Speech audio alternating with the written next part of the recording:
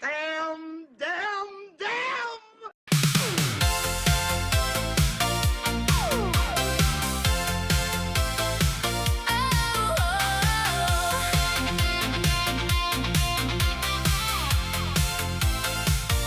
I come home in the evening, light up the stream, forget the algorithm, forget the dream. My chat says optimize your thumbnail, bro. You gotta post shorts if you wanna grow. Oh, subscribers, please understand, I'm just hacking away in a wonderland. 'Cause devs, they just wanna have fun. Oh, devs just wanna have.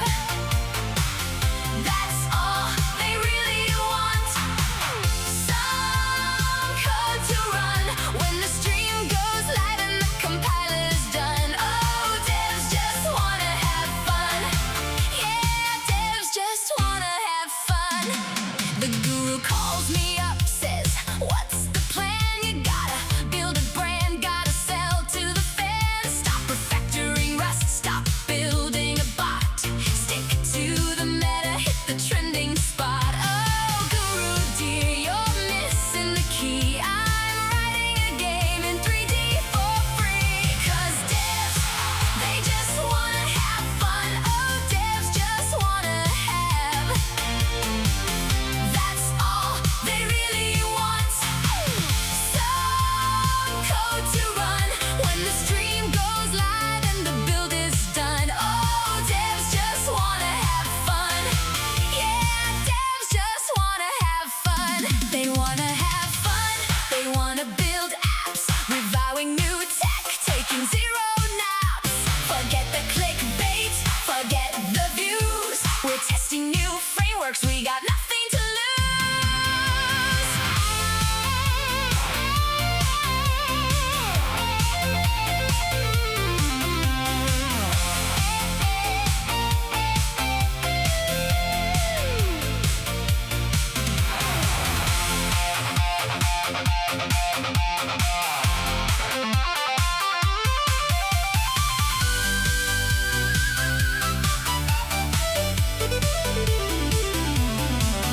Cause devs, they just wanna have fun. Our devs just wanna have. That's all they really want. Some code to run when the stream goes live and the bug is gone. Oh, devs just wanna have fun. They just wanna have. Devs just wanna have fun. Building cool stuff all night long. Zero FTO, but the vibe is strong. They just wanna. Yeah, devs just wanna have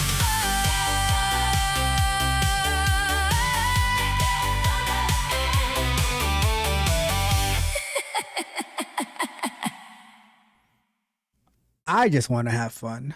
I love, love, love building new things, having a great time with you guys, my tech mercenaries, my tech barbarians, all of the subscribers. Thank you, thank you, thank you so much for tuning in. I am Tech Ralph. We are engineered to win. We have a great lineup of stories for us tonight. We're going to be talking about robot housekeepers, which we kind of have already. We're going to be talking about robot housekeepers, AI scams, how they're getting these sob stories. And this is AI scams, not like the scams that people are doing in real life, or like, oh my God, I just want answers. I just want answers, you know? These are AI scams. How they're getting you remember back in the days, they would have like a celebrity. They're like, oh, and if you don't give $1.34 a day, this little dog right here is not gonna be able to make it.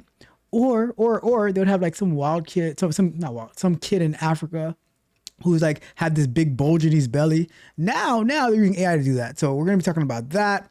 Data centers, people protesting data centers. You know how they are about those data centers, and more. And I'm gonna interact with you guys. We're gonna have a lot of fun, but that's the plan. let's get started. Let's get started with our icebreaker, which is going to be about these robot housekeepers, and then we're gonna get into the show. All right, so let's go ahead and do this. By the way, hold up. Almost messed that up. I have to fix my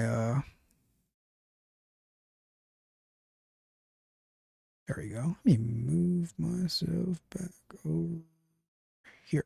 All right, cool. So I did make some updates. Hopefully they work to the YouTube player, because Rod Brown was like, hey, I don't like this right here. He wasn't pounding this time, but I don't like this right here. I'm like, all right, cool. Let me make some updates. Finally made it. Got to push it out to everyone else. But YouTube OBS plugin, it has been updated. Let's kick it off with these humanoid housekeepers. George, is that you? Sure, honey, and I found Rosie and I brought her back home this day. The Jetsons back in 1962 showed us Rosie, what we thought domestic robots would look like in the future. Yesterday we made it public that we are starting. Whoa. Rosie Rosie is dressed like my humanoid maid in the lower third. Do you see that? Look at that, Rosie with the little thing on her head, and this humanoid robot with the little thing on the head, and then they have this little thing around the neck on Rosie, and my humanoid has a little thing around, has a collar. Would look like in the future. Yesterday we made it public that we are starting to offer cleaning service with humanoids in SF. And now, the future is here. This new video shows a humanoid robot vacuuming and cleaning a home in San Francisco, where Tau Robotics is now offering humanoid robot cleaning services to select applicants. I think many of our initial customers are people who didn't have house cleaners or not that frequent house cleaners, human house cleaners. So it mainly just makes the market bigger. Alex Koch, CEO and co-founder of Tau Robotics, says right now, a human from a central location still needs to control these humanoids with the help of AI. These videos were given to our San Francisco station KGO by Tau Robotics. Ken Goldberg of UC Berkeley has spent 40 years in engineering and is skeptical. Being able to pick up objects off the floor is even still a challenge for robots today.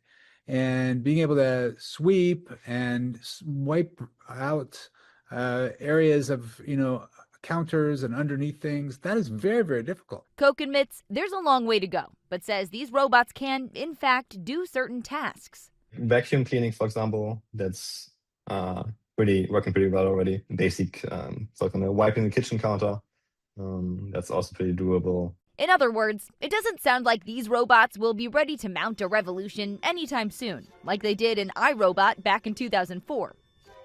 That's a fact. Uh-oh. Still, the long-term goal is there, a humanoid that can eventually clean a whole home at a cheap price. She wants to know how much we What's the charge her price? to let her work for us. Well, maybe not that cheap. Tau Robotics is charging customers $30 an hour. But even with robots like Rosie, there may still be...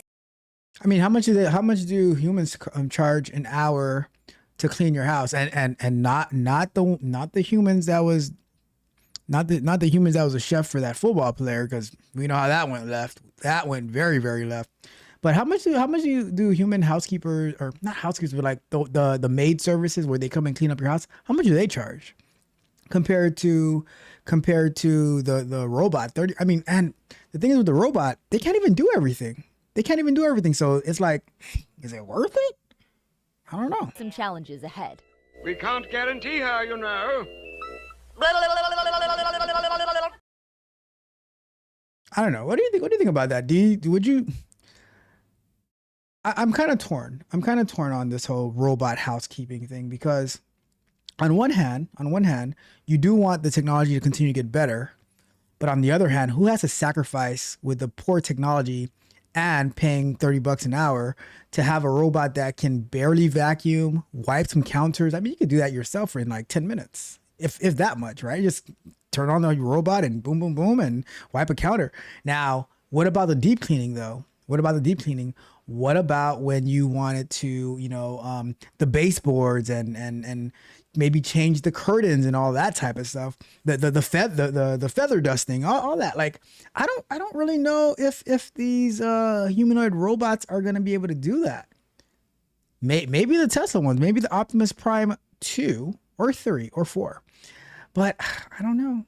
What do you would you pay $30 for that robot to come and clean your house? I don't think I would. Now, if they can figure out how to get it to fold laundry, I might buy 2 of them. I might just buy 2 of them. All right. Just saying. I'm just saying. But here's the thing though. We already have plenty of robots that do certain tasks around the house. I was saying like a couple of years ago, I bought one of those robot vacuums that they will, mosey around the house, vacuum, mop the floor. It had some AI integration in there, has a camera in there to know where it's going. Sometimes it still has a little bit of a mishap. I gotta bail it out a little bit. So I don't know if there is that much value yet in the humanoid robot cleaning up the house. Now, if it can do dishes, if it can do the laundry, we might have a game changer. Especially for like doing the laundry is no issue. Folding the laundry, that's where all trouble breaks. That's where all hell breaks loose, right? So I'm just curious. Would you pay $30 an hour for a humanoid robot that can barely mop and vacuum and wipe counters? That's about it. I don't know about that. Let me know your thoughts. Drop me a comment below. Do me a favor, like, share, subscribe, hit the notifications so you know every time we go live and drop new content. All right. Welcome. How is everyone doing on this beautiful Tuesday night? Tonight is Tuesday, August 4th, 2026. I wasn't live yesterday. However, yesterday, August 3rd, was my sister's birthday, my younger sister. I only have one sister. Well, one official sister. I have a cousin who is like a sister to me, but my official sister it was her birthday yesterday. So I just want to wish my official sister a very, very happy birthday. Shout out to you.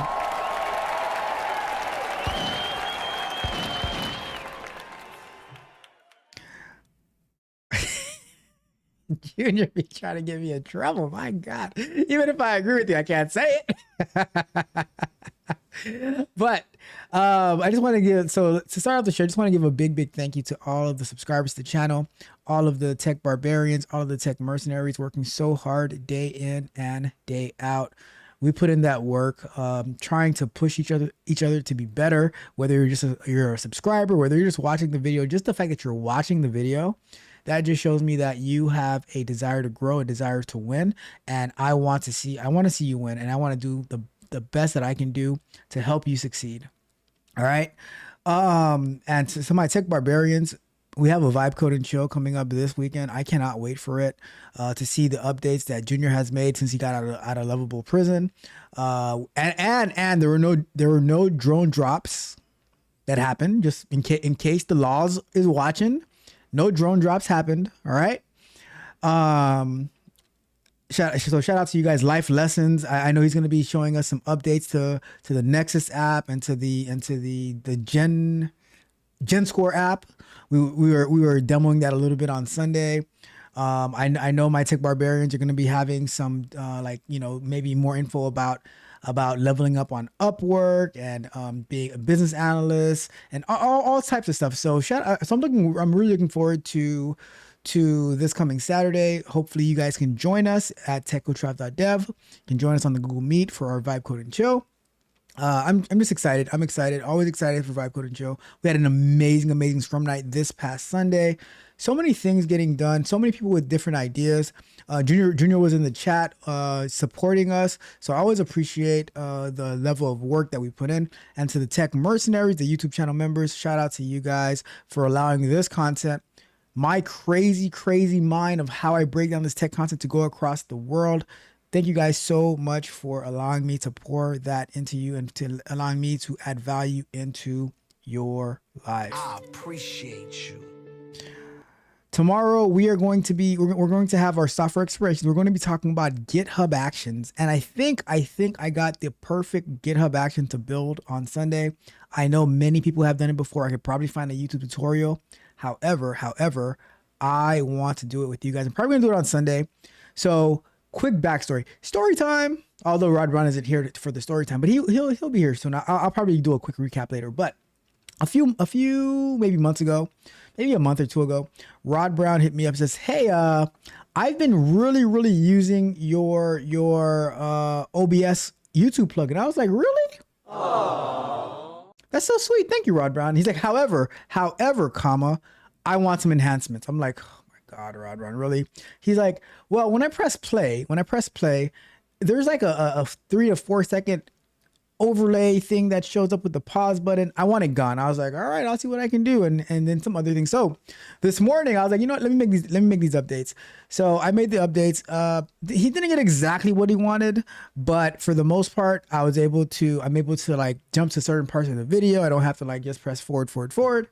The overlay thing is a little bit better, maybe not the best, who knows, but I did it. So we're gonna, hopefully it works tonight. If everything goes to hell tonight, just blame Rod Brown. Just blame Rod Brown if everything goes to hell tonight. All right. I'm just saying.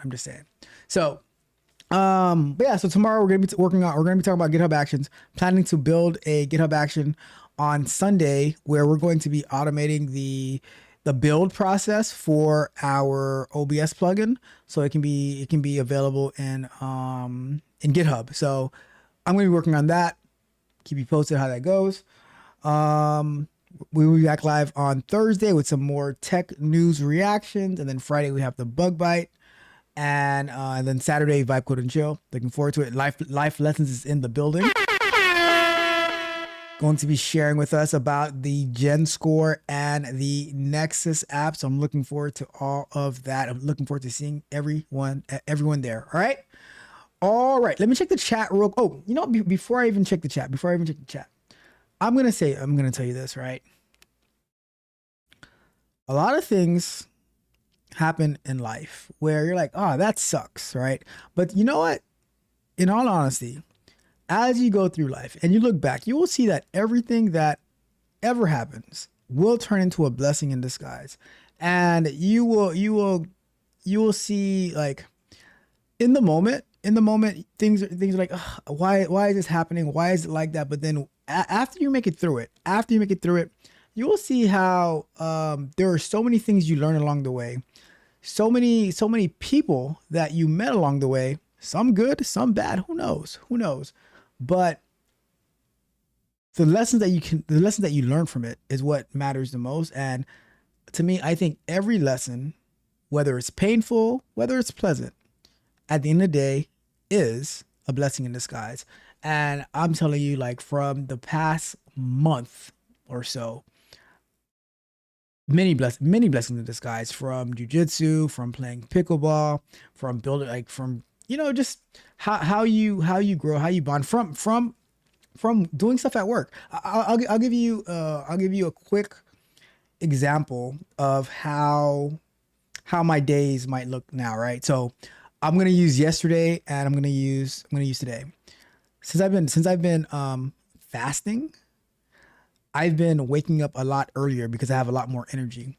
So I might wake up at like 4-ish, 4:30-ish, roll myself out of bed by 5, do a workout. So yesterday, out of bed by 5, maybe 4:45, did my quick workout, went to the sauna, then went to play pickleball for about 2 hours, got back to work. However, while I'm doing my workout, I have my work laptop next to me, and I'm checking in on some things that I had running overnight, making some updates, doing some testing while I'm doing my workout. Then I go to the sauna, work on my own work over here, maybe editing some videos, maybe scheduling some videos, who knows what, right? Then pickleball, 2 hours, listening to whatever podcasts or YouTube videos while I'm playing pickleball. So yesterday I was listening to Talk That Tech while playing pickleball, and then get back home, get ready for work, hit the ground running. I already have a head start on my work day, right? And then after that, jujitsu, less than 10 minutes away. It used to take me like 30 minutes to get to jiu-jitsu. Now it's less than 10 minutes away. Wild. So yesterday I got back home at like 8:15, 8:20. It was crazy. So changes happen in life, and you just have to be ready and willing to take on those changes, embrace them, look for the good in everything. Like me, I'm to the point where I pick my battles wisely, and I am a lot more willing to negotiate on certain things, right?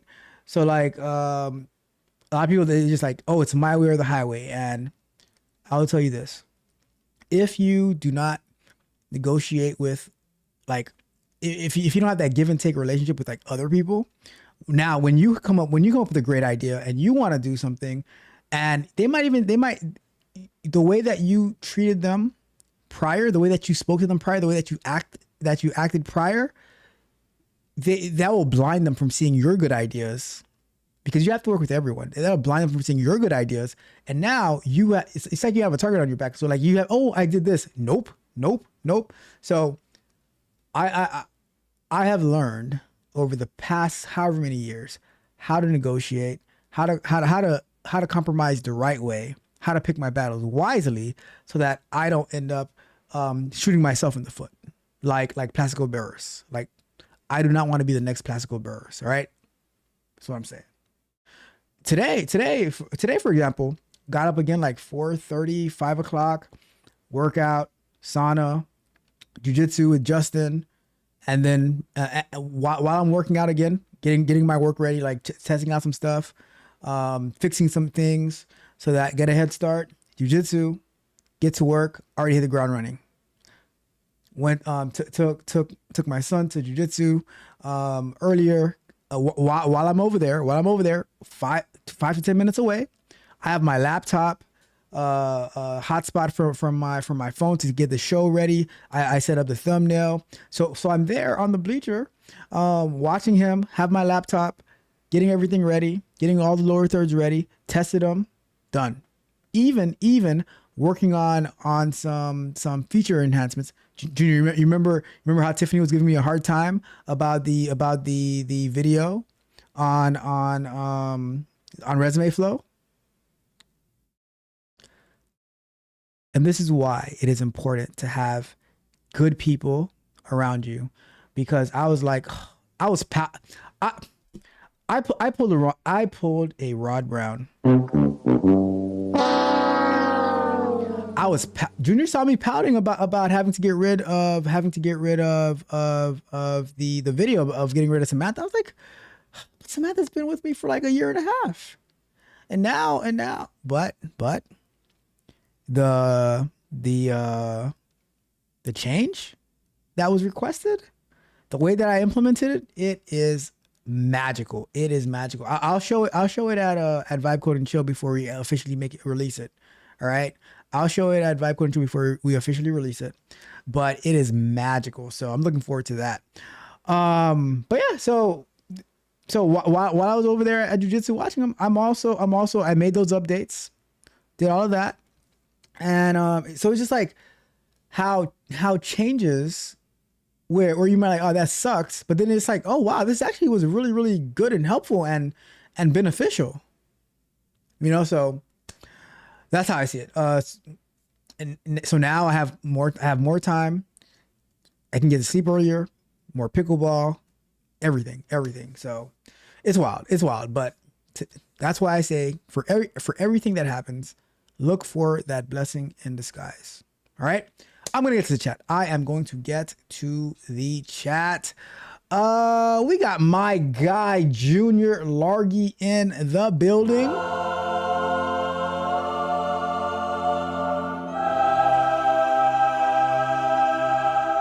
Hits me with the what's up, family. What's up? What's up? He says, I don't want any of those robots in my house. And then this next line, these are the thoughts of Junior. Says, that's what wives are for. Junior. How dare you? On behalf, I'm just going to throw that out there, all right? We got Bozito Coding Journey in the building. What's up, Bozito? How are you doing today? Bozito, I'm just gonna say this. We had a nice long conversation the other day, and I'm gonna hold you accountable. I have not seen you in the Discord. I have not seen you in the I've not seen you at Vibe Code and Chill. I'm just saying, it was a nice long conversation. No Discord. To be fair, I have not checked my Instagram because you might have messaged me. Let me double check my Instagram. Let me double check my Instagram because you know how I am with Instagram. I do not check my Instagram messages whatsoever. So maybe I might give you grace. I might give you grace. Let me see. Nope, nothing from Bozito. Nope. Don't. Where you at? Where you at, Bozito? Didn't see you in Vibe Code and Chill. Didn't see you in the Discord. No. Misbehaving. Life lessons in the building. What's up? Life lessons says every trial is a setup to reach that next level in life. That is a fact. That's a fact. Drew says, how often do you fast and how long do you fast for?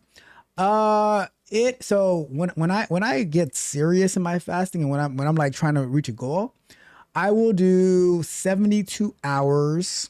So if let's say I was like had to get to a weight training for competition fasting goes 72 hours. So it would be like eat Sunday, then fast Monday, Tuesday, Wednesday, eat. So it's more than 72 hours, but eat Thursday, and then competition mode. Then I fast Friday and Saturday, and then I eat Sunday, and then that'll be my cycle, right? That'll be my cycle. The past 3 weeks, I would fast for 72-ish. It comes out to like about 80, 83.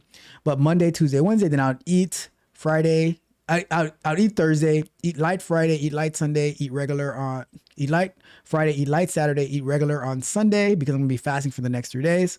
So that's what I'm doing right now. Although Junior, don't tell anybody. I did have some plantain chips today. Don't tell anybody, all right? But I did, all right?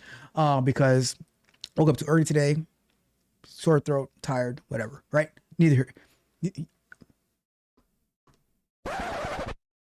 I didn't say that. I fasted all day. Just right. It says you got rid of Samantha already. Only in the preview mode. Look, Junior, I'll tell you this, right? On Monday morning, around like 6 a.m. on Monday morning, there's an update to the story. Right? It says, oh yeah, this is what I want to see. Not even 12 hours after the Scrum night. It says, oh, get rid of that video and the picture. I do not want to see her whatsoever. This is what I want to see. I'm like, all right. I'm on it. It says, hold up accountable. Oh my God. All right. We got my guy Tech Bag Trey in the building. What up? Says, I'm telling everybody. What? Don't do me like that. Trey, what up with that pickleball line? I'm telling you, so yesterday, Tech Bag Trey go subscribe to his channel. Also Talk That Tech. I was listening to Talk That Tech yesterday, and Trey told me, he's like, you know what? I got the domain for a pickleball line drop. I'm like, what's up? Let's do it. Let's see. But that means though, I need to become an avid pickleball player. I have to get ranked and I have to go into tournaments and I have to win so that we can actually push that line. So do my best. I'll do what I can. But I know that I have a sponsorship waiting for me. All right. So let me see. It says only water. Junior. All right. I'm not crazy now. I'm not crazy. Only not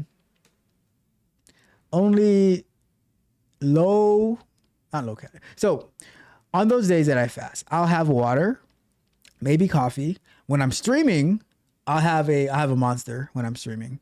But the water would be like electrolytes water. So I'll make my own electrolytes with salt, potassium, and magnesium. and that's what I'll use for my water for the most part if it's not regular water, and then streaming, no zero sugar, Monster, and coffee ish, right? So that's what I do. That's what I do. That's my form of fasting. Let me see. Junior says Tiff ain't playing no games. None. I'd be scared, right? I'm gonna tell you this. I'd be scared. Like, because it's like, I don't want to see. She's like, I don't want to see that picture. I'm like, all right, cool. It's gone. No problem. Because she's on point. And iron sharpens iron. When you have people who are on point and who keep themselves accountable, you want to be on point and keep yourself accountable. That's why it's important to get around really, really good people. That's why it's important to get around the tech barbarians. That's why I'm around Junior. Junior keeps me on my toes, right? Let me see. What's good, gang? Gang, I'm not gang. I do not. Trey, don't pay Junior no mind. Don't pay Junior no mind. All right. Let's get into this first story, right? Our first story is going to be Westlake residents. Where's Westlake? We'll find out where Westlake is, right? He says, I went and looked at my name cheap after that and saw that. Oh my God. You know, before we even, I'll read that after. But, oh, Trey. Oh, all right. At least, what was the domain? Let us know what the domain was that you let expired. Let us know the domain, all right? But Westlake residents, they are not happy. All right, if you know where Westlake is, please let me know. But they're not happy that the data centers are coming. Keller residents are voicing some concerns about a proposed data center planned in their neighborhood in Westlake. Even though the data center isn't in Keller, people who live near the border with Westlake say it's right in their backyard. Fox's Vanya Castillo has the story. We are really the ground zero neighborhood, or one street neighborhood for this data center that, you know, the city of Westlake says it's going to be 506 feet from our back property line. Kellen Meyer lives in Keller, but his backyard borders the proposed site for a data center in neighboring Westlake. He says he and his neighbors were caught off guard when they learned about the project last week. You know, and of course the big concern is how it's going to negatively affect our property values, how much that's going to drop them. And then two, you know, these things are known to have a lot of noise, how that will affect us. And then the other one is the environmental impact. On Sunday, Keller residents packed a community meeting with the mayor and members of city council to raise their concerns ahead of a meeting in Westlake where the proposed data center will be discussed. Really what I'm asking is what's really our timeline and our shot clock to object to this? My backyard literally is the property line that they're building against. So for me, I mean, to be fair, they're not building in your backyard. Like, your backyard is your backyard, and then after your backyard stops, then it's for the data centers. first and foremost, I'm not even thinking about property value. I'm thinking about just quality of life. The project is entirely inside Westlake city limits, so Keller leaders say they don't have any authority to stop it. But Mayor Armin McMullen says he wishes things had been done differently. So I'm going to be really nice in trying to say this because I would like to maintain an excellent working relationship with the town of Westlake, but oh boy, all right. So basically, he just said, with all due respect, right? Did y'all hear that? He just said, with all due respect, I'm gonna try to be nice to y'all. I'm gonna try to be nice to y'all. But how far is Westlake from Dallas, right? Westlake. Let me see, Westlake Data Center. Because Trey, is this in your backyard, Trey? Westlake. How far is Westlake from Dallas? Us 21 hours. Westlake, Texas. About 30 minutes. It's about a 30-minute drive if you take via Texas I-114 or Texas 114 Texpress. All right. Let's see. My expectation would be if the shoe were on the other foot. So I'm going to be really nice in trying to say this because I would like to maintain an excellent working relationship with the town of Westlake, but my expectation would be if the shoe were on the other foot, my expectation of our city manager and staff, and I can speak for the rest of council on this, is that we would proactively inform them. Westlake argues the data center will meet the town's noise standards, have minimal impact on traffic once it opens, and provide millions of dollars in tax revenue. I'm thinking about setbacks, location, noise, all these criteria that our residents have mentioned. That's what we're going to be taking to the town of Westlake, and so our top priority is advocating for our residents. Look, I'm going to tell you this, right? Y'all can try to fight it. Y'all can try to see, y'all have land. Texas has land. Parts of Florida, outside of South Florida, Florida has land. Arizona has land. Louisiana has land. I mean, I don't know the parts of Louisiana. All right, let's do some recon real quick, right? Let's go to Westlake, Texas. All right, let's just talk to Gemini. Let's just talk to Gemini.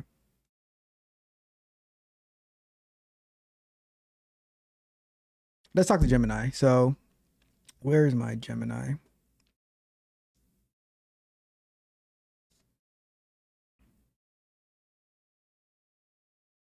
So the residents of Westlake, Texas are pissed off because data centers are there's going to be a massive data center being built in their quote unquote backyard. Can you tell me what is the population of Westlake? Let me check that population for you. The estimated population of Westlake, Texas is around 2,148. 2,148? And they're making a big fuss about it? It's actually the residents of neighboring Keller, Texas who are upset, as their homes would be just steps away from the proposed site, even though it's technically within Westlake's town limits. Oh, so are the people of Westlake happy with this? Well, Westlake officials claim the project has been discussed publicly for over a year without opposition, and since the closest Westlake residence is about 2/3 of a mile away, they don't seem to be the ones expressing concern. Oh, so you're telling me that the residents of Keller were not paying attention to what their neighboring city was doing. So now Westlake, they put a data center on their city limits away from their residents, and now the people on the other side, they're the ones who are pissed off about it. That's essentially the situation. The Westlake Planning and Zoning Commission is meeting to review the site plan, so those affected residents will have a chance to voice their concerns publicly. Is there anything they could actually do about it since it's not in their town? It's just adjacent to their town? Unfortunately, Keller doesn't have any legal authority to stop the development since it's located entirely within Westlake's town limits. Their best option right now is to advocate for their residents by engaging with Westlake officials regarding concerns about things like traffic and stormwater management. Should Westlake even care? Westlake has stated that they've worked with a developer to mitigate potential impacts like noise and traffic. But since the project directly affects their neighbors, there's ongoing discussion about how much responsibility they have for those impacts. Honestly, it sounds like a personal problem for the residents of Keller. It's certainly a difficult spot for the residents involved, highlighting how decisions made in one municipality can directly impact the quality of life in an adjoining one. Do you think that the residents of Keller should have been more aware of what was happening in Westlake so that they could have participated in those meetings well ahead of the times that they were having a conversation about this? Staying informed about neighboring municipality projects can definitely help catch issues early, though it can be challenging for residents to monitor multiple town calendars and notices all the time. Open communication between cities often plays a big role in preventing these kinds of surprises. Isn't that the job of the mayor and the council people? Many residents do expect their city leadership to monitor developments in neighboring areas that could affect their community and to communicate with neighboring officials about potential impacts. Sounds like they need a new mayor. It's not uncommon for constituents to question their leader's effectiveness when issues like this arise. Oh well, sucks for them. I think that's a dub for Westlake. They got their, because how much in tax revenue is this data center going to bring the city of Westlake? Let me find that revenue information for you. The data center project is expected to bring in $5 million annually for the first 10 years, and then $7 million every year after that. This is projected to increase the town's annual revenue by 14% and help reduce the tax burden on residents. Yeah, about those Keller people. So sorry for you. It's certainly a tough situation when developments create friction between neighboring communities. I mean, where I'm from, there's friction between blocks, right? Like he's like, oh, this block doesn't like that block, this gang, that gang. I couldn't care less what the other city's problem is. It sounds like you're focused on what's best for your community and aren't too concerned about the issues across the city line. Not at all. That's a pretty straightforward approach to those kinds of local disputes. Thank you. I try to be as straightforward as possible. Being direct can definitely save a lot of time and confusion in these situations. All right. Well, thank you for your help. Appreciate it. You're welcome. Have a great rest of your evening. Y'all saw how towards the end, right? She was like, I don't wanna contribute to your toxicity. She's like, you seem pretty Gemini ain't want to participate in my toxicity. Fair enough. I smart move. Although I showed you some of my thumbnails that Gemini has been creating, and I was like, it's in the Discord. Some of the thumbnails, like, Gemini, like, Nano Banana, what are you doing? Just saying. Anyways, what do you think about this? So the true story, it is not the residents of Westlake that are complaining. Now it makes a lot more sense. Oh, let me see if I think it makes a lot more sense now. Let me see something. Keller residents are voicing some setbacks. Westlake argued Would be if I the project is entirely inside Westlake city limits, so Keller leaders say they don't have any authority to stop it. But Mayor Armin McMullen says he wishes things had been done differently. So I'm going to be really nice in trying to say this because I would like to maintain an excellent working relationship with the town of Westlake, but oh, this makes a lot more sense now. That makes it so he is the person. He is the mayor who dropped the ball. You should have been knowing what was happening in Westlake. It was your job. You had one job. You should have known what was happening at the city limits, and you did not. And I'm pretty sure this was public information. You didn't go over there and find out, oh, they're going to be building a data center right here. Nope. So that's on you. So like, oh, I'm going to try to be really nice to X, Y, and Z. Says he wishes things had been done differently. So I'm going to be really nice in trying to say this because I would like to maintain an excellent working relationship with the town of Westlake, but my expectation would be if the shoe were on the other foot, my expectation of our city manager and staff, and I can speak for the rest of the council on this, is that we would proactively inform them. Or you could actually participate in their meetings and like, oh, what are they doing in this city? Oh, they're building a data center over here. I don't know if I really like that for my city. Can we talk about this? Can we figure this out? Can we do something? And then you can negotiate, and then you can say, oh, what about if we put it here and now in this area, and then we can split the money and whatever. But no. You were just chilling in Keller with you, the city council, whoever else, and then you find out, oh my God, they're doing this. In their city, fully in their city. $5 million for the first 10 years, I think they said, and then $7 million afterwards. And you're like, well, please don't. I'm sorry. Some bonds, some friendships are broken. Or I mean, people get divorced for less. People get divorced for less. I'm just saying, right? You think for $5 million a year, for the first 10 years. That's $50 million for the first 10 years, and then $7 million after that. And they're like, oh, but you know, there's a data center in my backyard. Well, I can see it from my backyard. Bruh. You better put up a really, really tall fence. You better build a wall. It is Texas after all. It is build a wall between the border of your backyard and the data center, make it a really, really tall, beautiful wall. All right.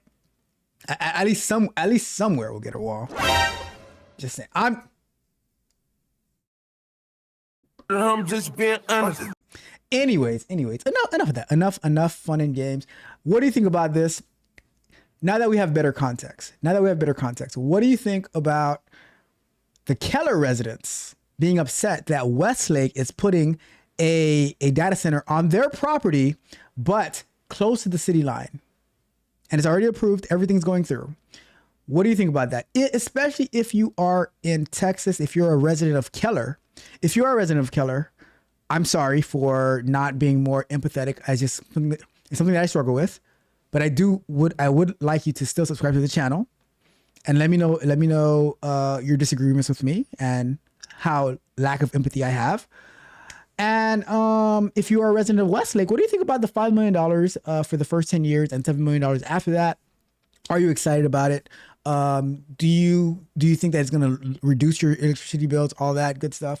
Let me know. Drop me a comment below. Like, share, subscribe, hit the notification bell so you know every time we go live and drop new content. As well, go to techwithjeff.dev, join us for Vibe Code and Chill, join us for Scrum Nights, get access to Resume Flow, Tech Barbarians Coaching Portal, and the Speak Precisely app over at techwithjeff.dev. Also, join us on the Discord. The link is in the description for everything. All right?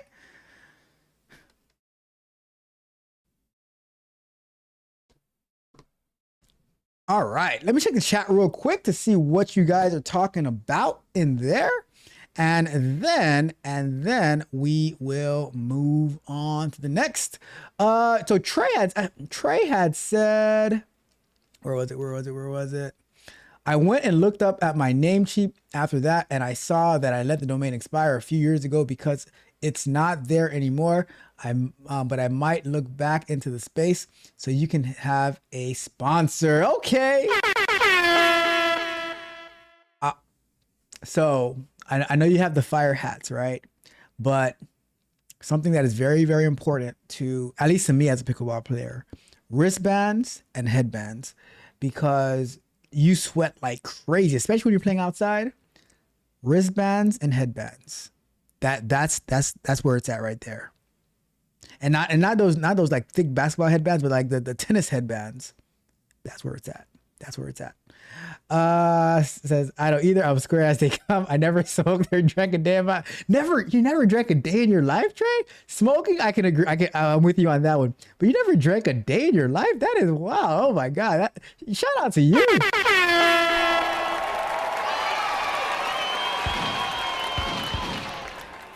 You guys know I love to celebrate my people, so that is worthy of a major celebration. That is awesome. Says you don't know that 50 Cent and Trey and 69 song. I don't know that song. What song you talking about, Junior? What song you talking about? Nope, don't really listen to rap either like that. I told you I'm a square. That's an old song. That's the only reason why I know it, because I don't keep up with the music either. The only music I listen to is the ones that I make. I went back and looked at all my plans from 2024 on the brand. It was actually going to be pretty fire. It was for the luxury side of paddleball called Crown and oh my goodness. That sounds like a drink. That also sounds like a drink. Crown and Paddle. Sounds good. I'm not too far from Westlake. The further you go west, the higher the houses go. 1 million, 10 million, 20 million, etc. And a nice, big, beautiful data center right in the middle of those 10, 20 million dollar homes. Bruh. Trey's like 25 minutes away from Westlake. You know what? We're gonna put Trey on an adventure as the data center is being built, whenever you drive by, take some pictures for the channel. We want to keep it. And if they have Keller residents protesting outside, then have the take pictures of the protesters as well. I already gave you guys. See, it might not work for the $10-20 million homes, but I already gave you guys the solution for the data centers that are going in like Memphis, Louisiana, those type of places. I gave you. I'm not gonna repeat it because I might get in trouble if I do. But I gave you the solution for that, right? They are fighting the inevitable. They are. If it was at least the residents of Westlake, like that makes. But you have no jurisdiction whatsoever. You want them to give up their $5 million for the first 10 years and $7 million for the following years in tax revenue, because it's going to be ugly and you might have a little noise. Look, for $5 million a year, I would buy, you know what? How many population of Keller, Texas? Oh, they have more people in Keller, Texas. There's 46,000 people in Keller, Texas. All right, so if I was the Westlake residents, right, or the city council, whatever, I would buy every resident in Keller, Texas earplugs. All right. There goes that lack of empathy again. Oh, this is so bad. This is so bad. I'm sorry. I'm sorry. It's. Congratulations, you played yourself. I mean, but it is the fault of the mayor for not staying up to date with what the neighbors are doing, right? It's the fault of the mayor. Is it my fault? Is it my fault? I blame the mayor, right? But I would buy earplugs for every resident. Get the cheap, the cheap ones that you get on the airplanes, You can probably get them off Temu. Let's see. Just saying, let's see. Earplugs. See, look at that. Look at that. Get earplugs on Temu. Get one of these. Like 150 pairs earplugs, right? So $22.91. But still, see, I am solution oriented. All I care about are the solutions, right? You have a problem with the noise? Boom. They just bought you earplugs. Simple as that. Done. Let's get it. I find a solution. It says, she is right. Talking about my Gemini. Keller is already packed with traffic. It's not in Keller though. It's not in Keller though. It says, wow, yeah, the data center ain't going nowhere. There is nothing they can do about it. You know what? Maybe they can build them a highway. Maybe they can build them a highway. Real life PJ in the building. You are not super late. You are here, and that's all that matters. Life Lessons helping me out. $5 million a year and then $7 million afterwards. Yeah, the city council mayor aren't gonna reject that offer. Shoot, I would have. I mean, if I was a resident killer, I'm like, damn. Although I don't like it, I can't blame you. I cannot blame you. Who's gonna reject that money? Who is gonna reject that money? Come on, man.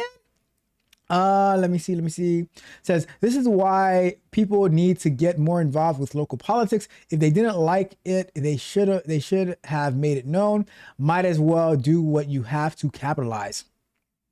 Look, as a mayor of a city, your job, your duty is to the residents of your city, not to the residents of the neighboring city, because they did not elect you.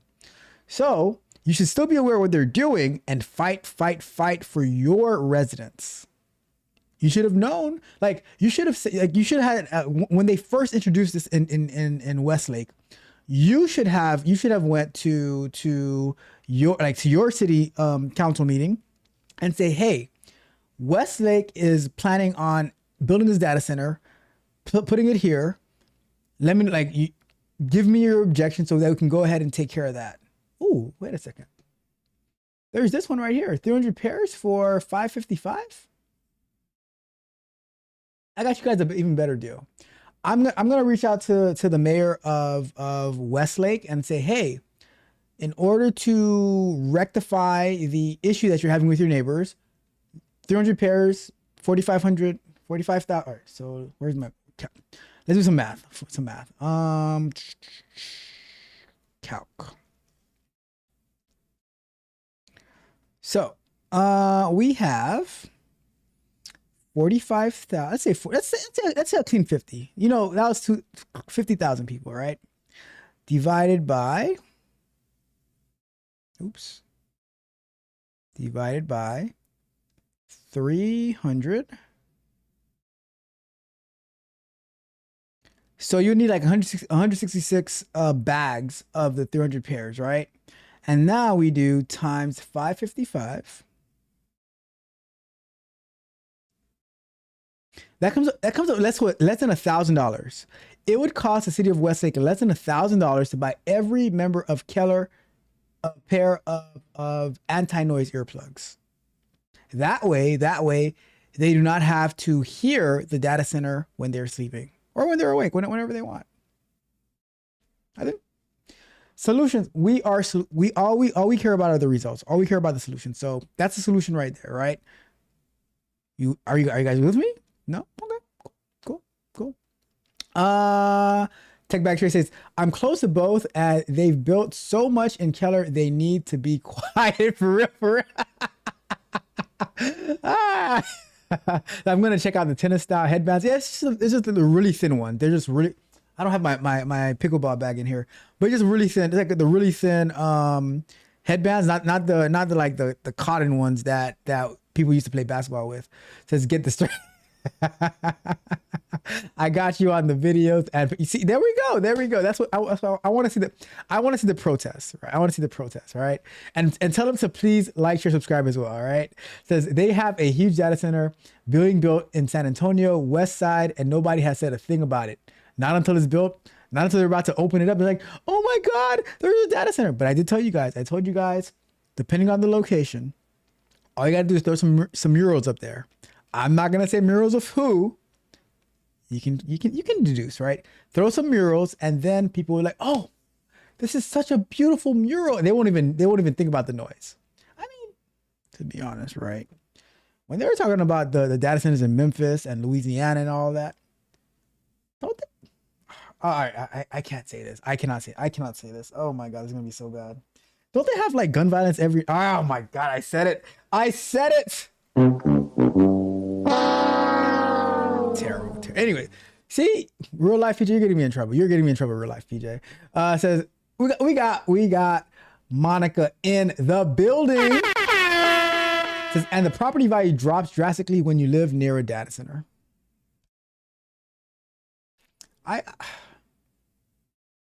It does, but the property value's been. I mean, it's a good time to buy. I don't know. Junior says Bible study time. Y'all enjoy the rest of the show. Shout out to my guy Junior.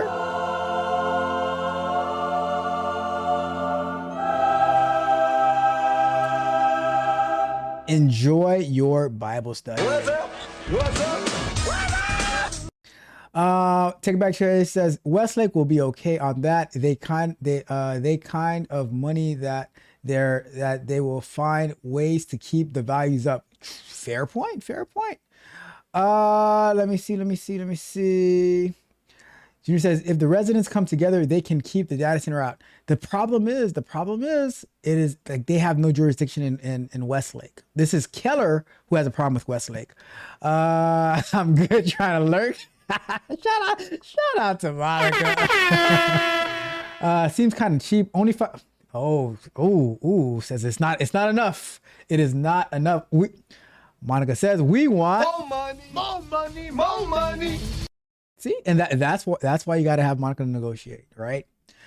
We got my guy Rod Brown in the building. What up, Rod Brown? How are you doing tonight? Rod Brown should have been at Scrum Night the other day. I was pouting. I was pouting the other day. I was pouting. I was like, they want me to get rid of the video Samantha on Resume Flow. And I was pouting. But at Vibe Coding Show this Saturday, you're gonna see the new what's upcoming. It's amazing. Drew says to Monica that Coach is cheap. It only takes a Cuban sandwich to get. Oh my God, Junior, not cool. Go to Bible study, Junior. Go to Bible study. Go. Nope. Stop it. It is true though. It is true, all right? It's not my fault. Hey, you did it. I didn't want to say it. And you forced me. I saw $5 million pay for all residents' electricity and water bills for the next 10 years. What? They pay for electricity too? So it's $5 million a year for the first 10 years, right? And $7 million after that, but they're also paying for water bills? All right, hold up. Is that true? Is that true? Is the data center in Westlake also paying for the water bills and the electricity for the next 10 years for the residents of Westlake? Let me look up the details of the agreement to confirm that for you. I couldn't find any information to suggest that the data center in Westlake is paying for the residents' water or electricity bills. The agreements typically focus on infrastructure and tax revenue rather than direct utility costs for individuals. Okay, fair enough. Because if they were paying for electricity and for water, I'd be like, I'm packing up. I'm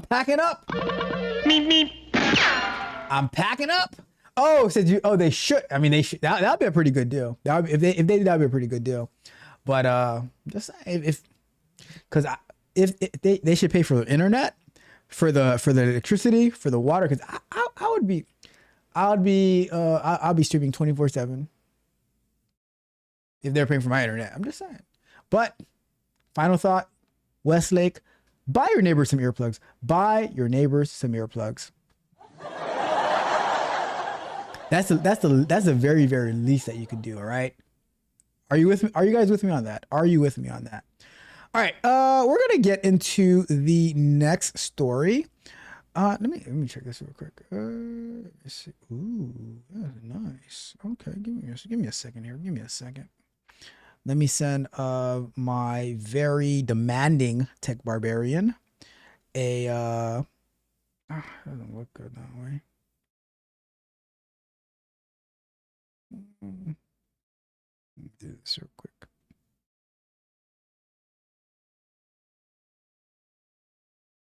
Where's my Slack? All right, let's get into the next one.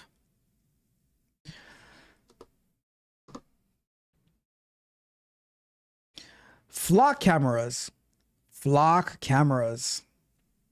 They have so much controversy the past few weeks, but this time, officers, a scandal. We always love a good officer scandal, don't we? So, let's jump into that. Officer was charged in this. All right, let's see. Well, first today, Queen City News at 4 technology meant to help solve crimes now has led to the arrest of several law enforcement employees nationwide. So just this week, CMPD officer Seth Elliott was arrested on accusations that he used the flock camera system to help a suspect. So he's now on leave. What? All right. I was not expecting that. That was the furthest thing from my mind. The officer used the flock camera to help a suspect. All right. In the chat. What is the first thing that popped into my mind? Real life PJ, I know you know this answer. What is the first thing that popped into my mind when I heard this? I just heard it right now in real time, right? This officer, let's see. Picture. Nationwide. So just this week, CMPD officer Seth Elliott was arrested. This officer, Rod Brown, you too. What is the very first thing that popped into my mind when I heard that this officer helped the suspect. What do you think? What do you think popped in my? All right, we're gonna keep watching the video. I want to see in the chat. What do you think popped into my mind? Arrested on accusations that he used the flock camera system to help a suspect. So he's now on leave, facing criminal charges. And Queen City News reporter Jen Cardone looks at the growing concerns about the misuse of this type of technology. Flock cameras are part of a massive network of license plate readers that are supposed to help police track vehicles linked to crimes. But now a CMPD officer has been accused of misusing the data the cameras collect. With those benefits, there's abuse to the system. This retired police officer has seen these systems firsthand and says departments without a direct flock agreement can ask for access through other agencies that have it. When you put the human hand behind it and people in position of authority. Is it that serious that he has to hide behind that? Whatever they call that, is it that serious? He's retired, isn't he? That have access to do things that they necessarily shouldn't. That human factor plays a role, and officers make bad decisions. CMPD says it does not own or operate flock cameras or devices, but has access to them. We found at least 4 on the outskirts of Uptown that are in use 24/7 and direct you to Flock's website. It's really alarming the number of loopholes. Will Owen from STOP, the Surveillance Technology Oversight Project, is fighting back against mass surveillance nationwide. We've firmly called for an end to their use in municipalities across the country. A Flock spokesperson says it keeps records of all uses of the cameras, and through its audit assistance program, it's able to let agencies know of any atypical use. The retired officer we spoke with believes that all police departments should have to get a warrant to access these cameras. I have a question, right? The flock cameras, if they are recording public spaces, why would there be required to be a warrant? Because if your car is driving on a public street, like you can record license plates, can't you? Like there's no law against recording license plates because it's driving on a public street. So now if people are using flock cameras to like as their only source of investigation, then that's a problem. But I'm trying to understand the quote unquote privacy concern. Now I'm not saying that I like flock cameras or not. I don't really know much about them, but my question is more on the side of if it's recording in public, right? So if it's on a street, the street is public. Even if the city was to get into agreement or whatever, like I don't see the legal aspect of needing a warrant for the flock cameras. It's kind of being hypocritical when Flock is doing the exact same thing that cell phones do. CMPD says the cameras we found near Uptown could be on private property, but officials are looking further into our request. Now here's another question. All right, so they just said that it could be on private property. What about if so let's say Life Lessons owns a business, right? And you want to put a flock camera on your business, on your private property. You say, oh, Flock, I want you guys to be able to get this data, get this video on my property, and it's facing towards the street, which is public, right? Should that be a problem? And you knowingly know. Anyway, you know that the data that you get is going to be going into their database, and cops can access it, whatever. But you go into the agreement with them to say, I want your camera here because maybe you had break-ins, maybe you had X, Y, and Z happening, and you want to catch criminals because you know that if something happens, no snitching. Nope. We ain't talking, no snitching.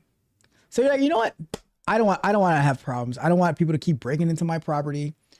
I'm gonna put the flock camera to catch these little bastards, right? Is that a violation of privacy if it's on your property and you're sharing that information? I don't know. Jen Cardone, Queen City News. Thank you, Jen. Well, we wanted to be able to know your thoughts on the use of flock cameras. So please, right now, just scan this QR code on your screen to vote in our poll. You could be able to also find this if you don't have your phone handy right now on our website at qcnews.com/vote-now. Queen City News. All right. So they didn't say what the misuse was, right? They didn't say what he did. They say what he did? Let me see. Well, first today, Queen City News at 4, technology meant to help solve crimes now has led to the arrest of several law enforcement employees nationwide. So just this week, CMPD officer Seth Elliott was arrested on accusations that he used the flock camera system to help a suspect. So he's now on leave facing criminal charges. And Queen City News reporter Jen Cardone looks at the growing concerns about the misuse of this type of technology. They didn't say, all right, so hey, why did they tell us what he did? All right, so let's do a new one.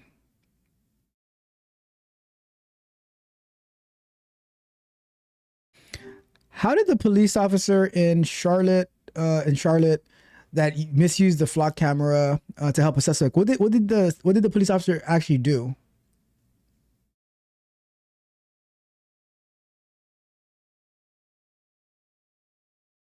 Court documents state that the officer, Seth Daniel Elliott, looked up a license plate using access to flock cameras and provided that information to a target of a drug investigation. Thank you. They could have just said that as part of the video, no? They could have said that. So, all right. So,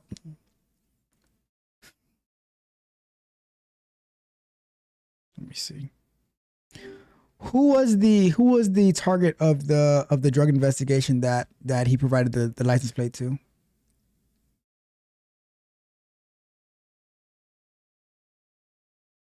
Hello? Are you there? Let me check the details on that. I'm still here and actively looking into that for you. I'll have the details ready in just a moment. According to reports, the target of the drug investigation was a man named Michael Kuster. Okay. So, when I first heard that he was helping a suspect, my first thought was, well, how did she look?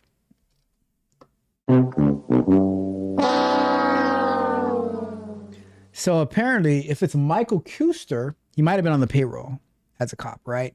But when I first heard he helped the suspect, I was like, oh, maybe he deleted her record from the database so she could, not have to pay the fine or whatever. I was like, how did she look? But I was wrong. I was wrong, right? I was wrong. Bruh. It was a drug investigation. He helped Michael Kuster find out some license plate information.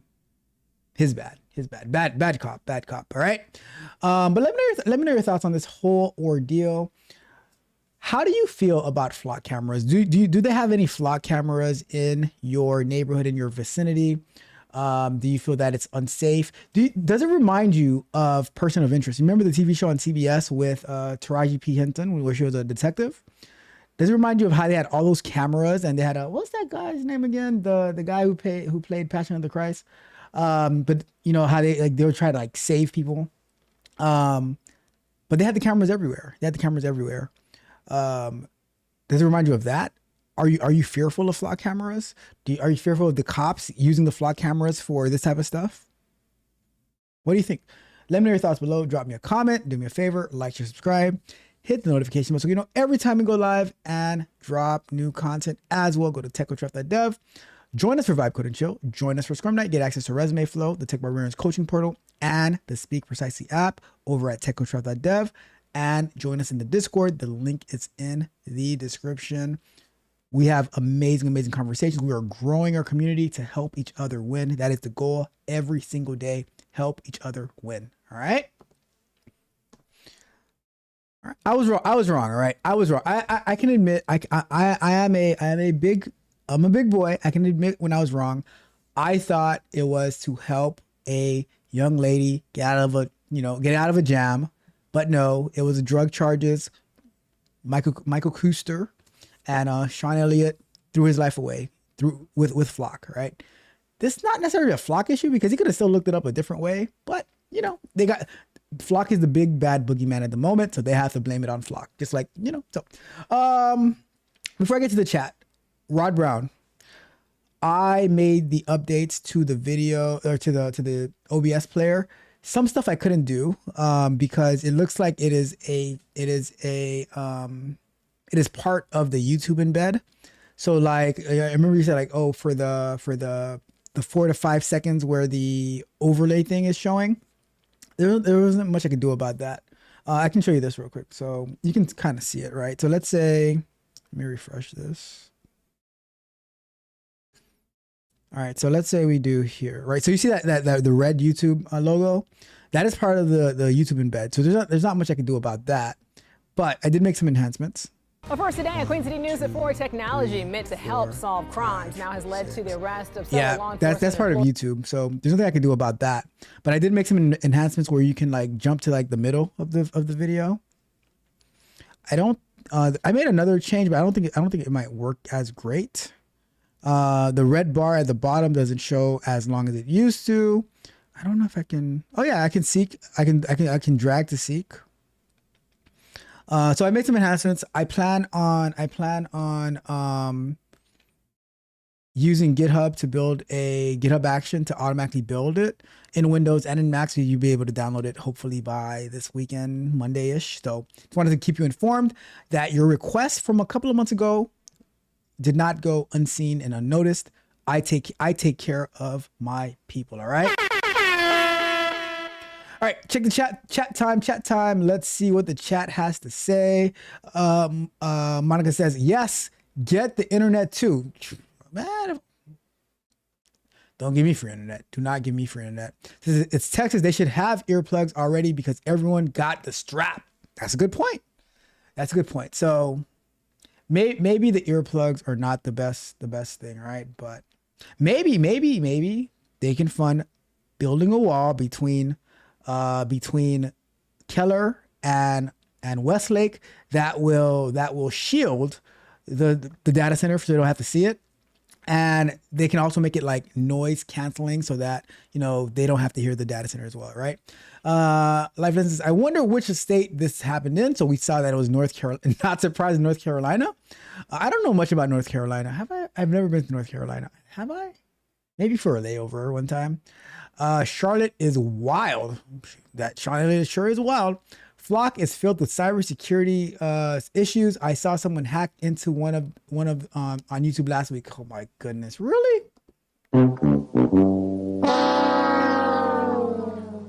Real life PJ says, I'm at a loss, bro. I remember a story where they cut down Flock cameras in some places.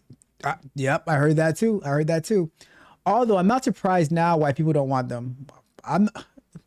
People don't want, like, and it's fair. It is fair. People don't want cameras. The thing is, it's tough because they have the traffic cameras and stuff like that will give you that'll send you speeding tickets. They've actually made those like kind of like not necessarily unconstitutional, but some judges rule against it. But the thing is, if it's not. I don't think it's a violation of privacy because in public, you don't necessarily have that privacy and your license plate isn't private. So I don't know. I really don't know how to parse that. That's a tough one. This is an overcorrection to answer for the misuse of it. That's true. If someone's going to hurt that guy for talking about it, he didn't say anything that was like, oh my God, I can't believe you're saying this. Why is his face and voice? I agree 100%. Like that was weird. Maybe, but if he's retired, I was gonna say maybe he's like an undercover detective, but then if you are, why would you even be talking about it? I don't know. That's weird. He never said how he helped, right? That's what I said. I have to go look it up. I'm like, they didn't say what happened. Let me see. Life Essence says, in principle, it shouldn't be a problem to use them, but cops need to do their due diligence in their investigations. 100% agree. And if they are aiding and abetting the criminals, they should get a 100% agree.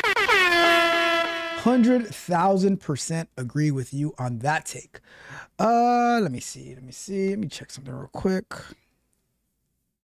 Where we at? All right. Weird.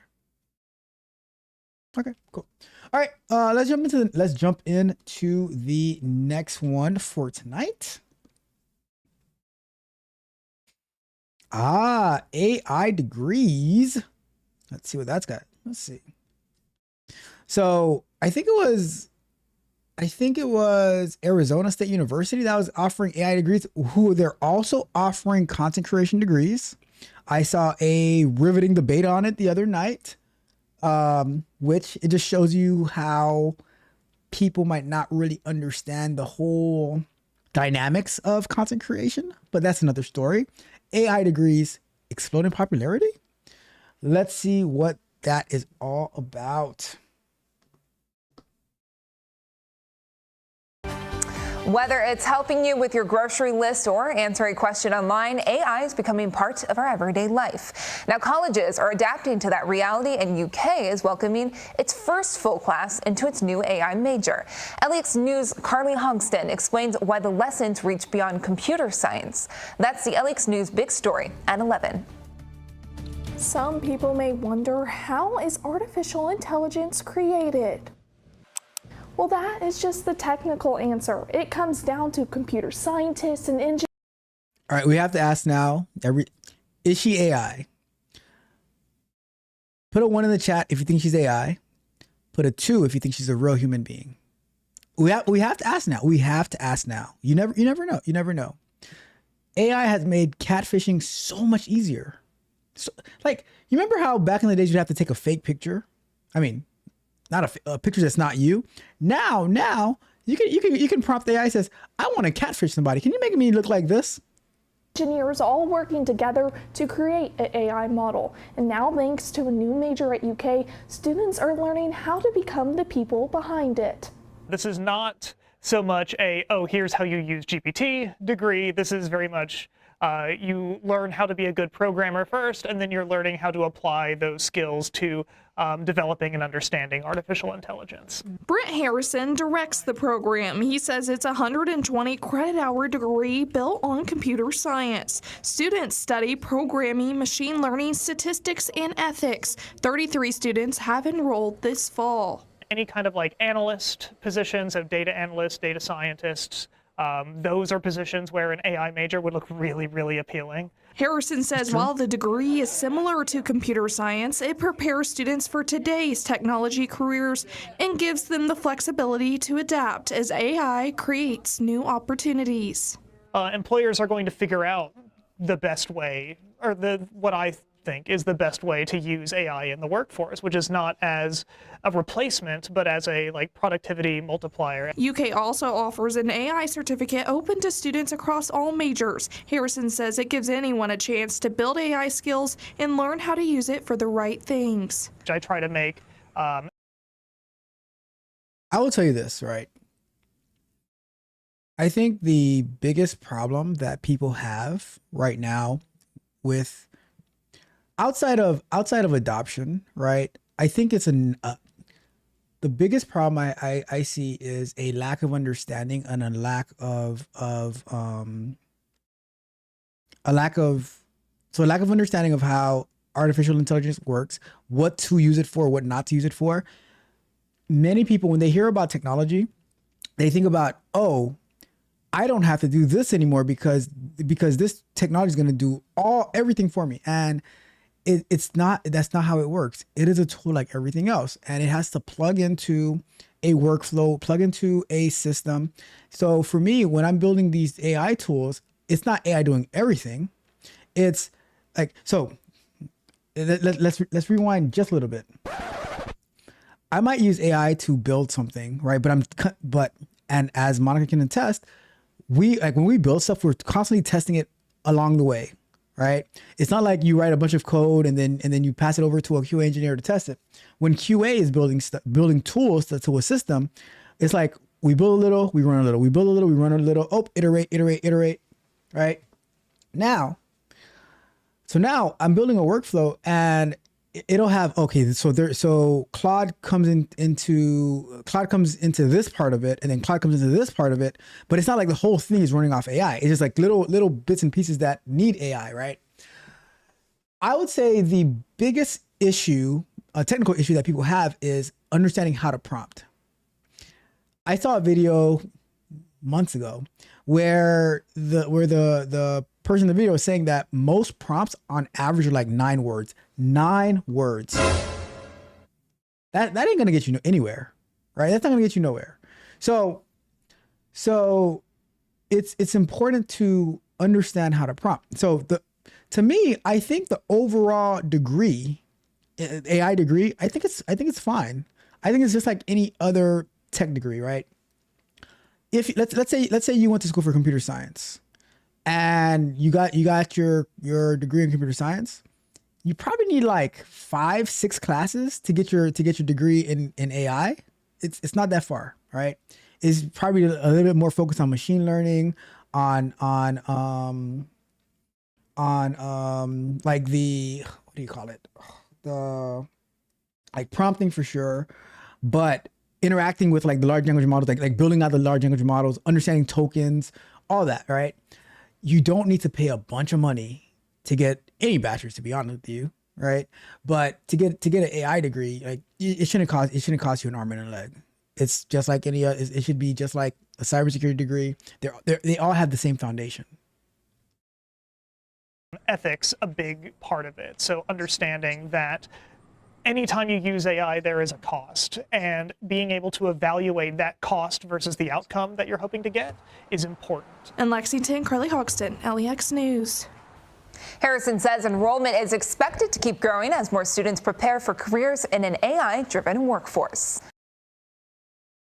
I think that the AI degrees. Do you need to go to college to learn AI? No, you don't need to go to college to learn anything unless you're trying to be like nursing or doctor. I mean, and you have heard of those stories where people who are not real doctors are doing stuff out of their garage, which is not safe, but you've heard those stories. But the thing is with college, and especially with computer science, with AI, cybersecurity, all of those type of things, right? I think one of the, and I'm starting to see this over the past few days. One of the most important things that you can get going to college that you won't get trying to learn it on your own is working on group projects, internships, real internships, not boot camp internships where they just give you some fake company to put on your resume, right? Real internships, real projects, real collaboration with other people, because when you get into the workforce, 90%, 10% of the workforce is actually tech, right? Like it's wild, but like 10% is your code, your merging and GitHub and all that. 90% is how you collaborate, how you communicate. Are you a good cultural fit? Nobody wants to work with a jerk. Being able to communicate well is important. Being able to share your ideas, being able to listen, to negotiate. And I am not an advocate for you to go spend hundreds of thousands of dollars in college, especially for like some useless degree. But if you want to be in tech and you can keep your costs very, very, very low, I think it's important for you to go and do it. Start at a community college, first 2 years, stay at home with your parents. Then go to the local 4-year college and put in the other 2 years. get your STEM degree, whatever STEM you want to do, because you can always navigate, you can go back and get some more classes to get multiple degrees, right? But I think learning that machine learning is, if you want to be an AI, if you want to be in cybersecurity for AI, I think one of the problems that we have when people go for like cybersecurity, they'll go for cybersecurity and they learn, they get a bunch of certificates and stuff, and they don't understand all the ins and outs of software development, of artificial intelligence, of prompting. So I think whether you're going for computer science, let's say you want to do cybersecurity, you should still be well versed in computer science, well versed in AI, well versed in infrastructure, and vice versa for all the other fields. There's a lot of crossover.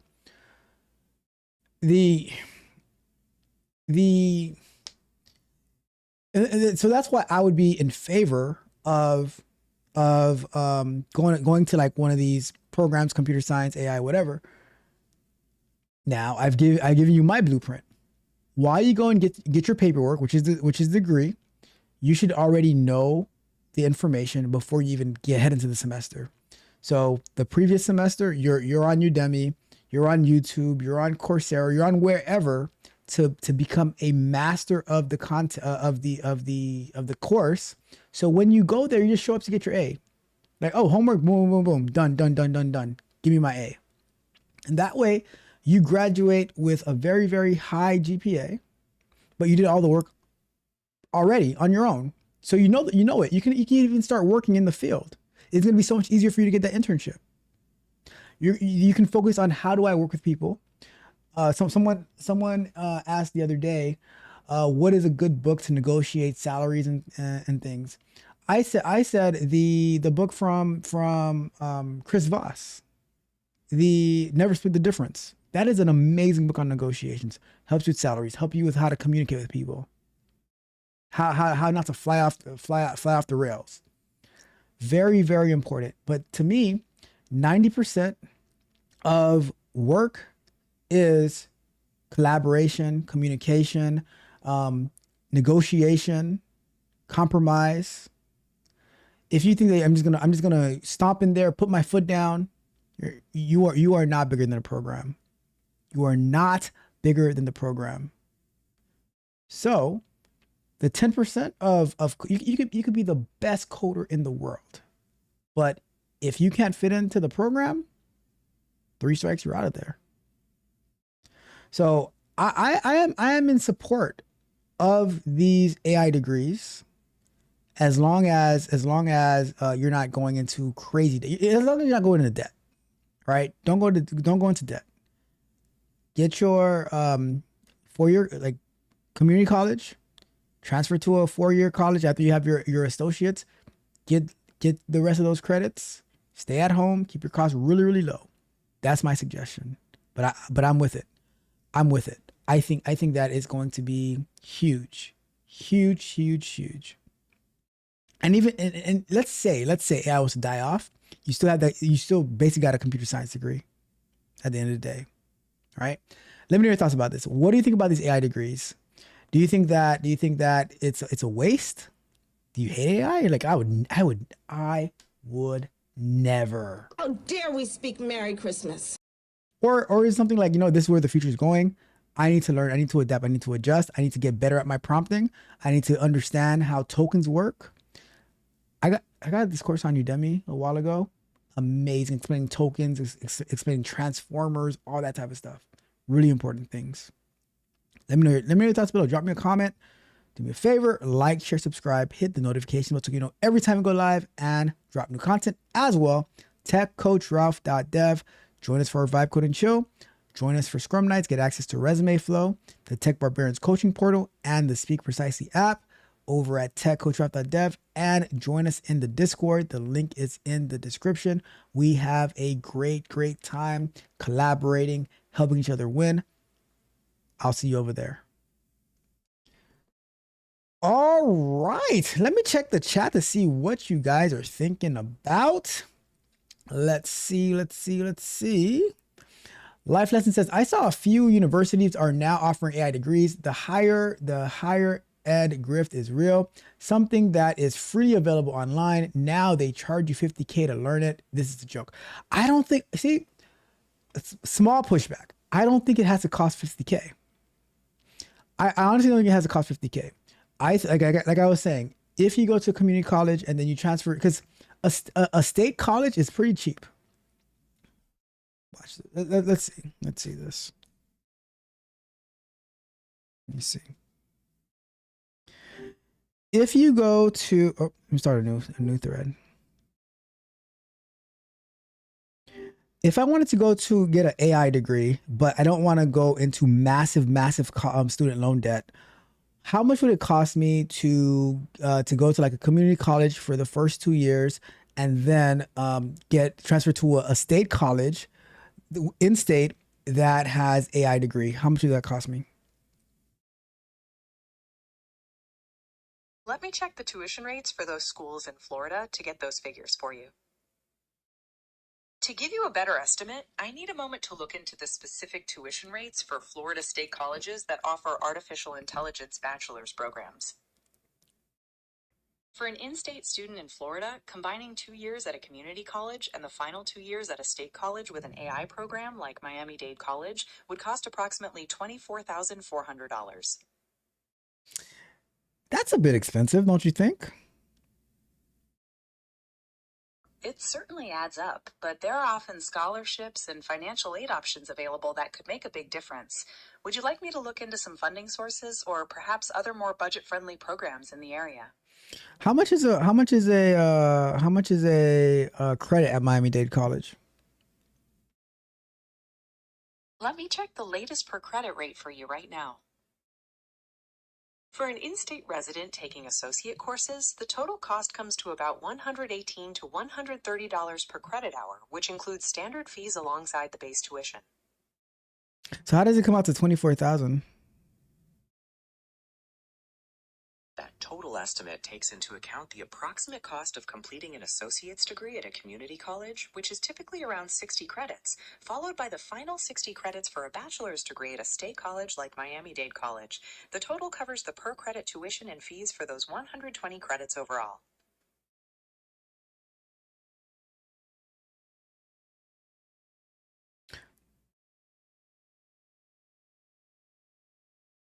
I guess you're right, because I remember growing up, they would say it would be about $5,000 per year at like a Florida State college, or Florida State University. So I guess you're right for the public. Is Miami-Dade College a public college?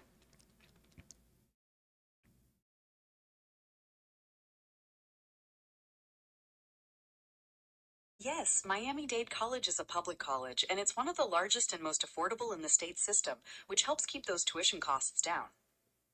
I mean, I could end up getting a journalism degree for $200,000 at some out-of-state college. So I guess $24,000 is a steal.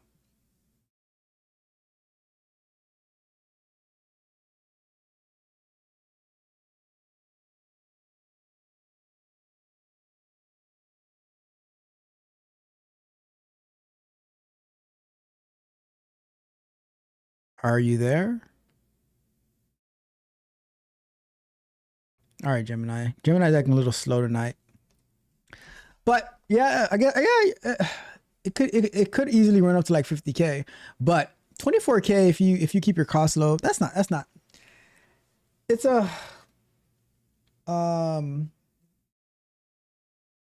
it's in between, right? But it might pay off. It would pay off. It would pay off in the long run. Real life Peter says 9 words won't get you anything prompt wise. Not at all. Not at all. Monica says that and how it was presented to the people, it was dumped onto public, and then all this bad stuff followed related to AI, gave people a bad taste in the mouth. Oh, about the flock cameras. Yep. It's messed. It is messed up.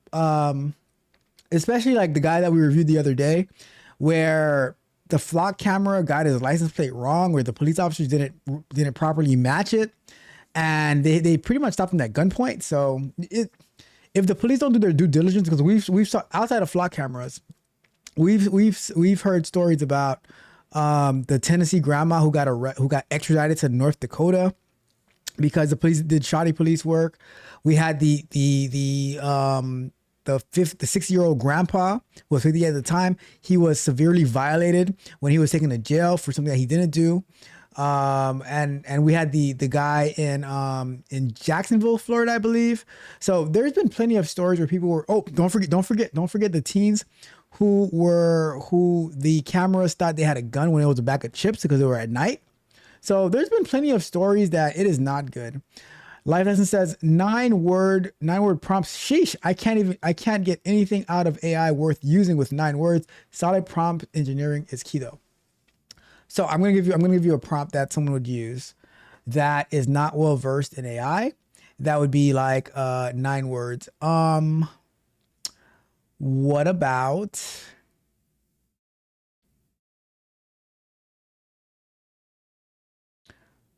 I'm having trouble thinking of one, right? But let's say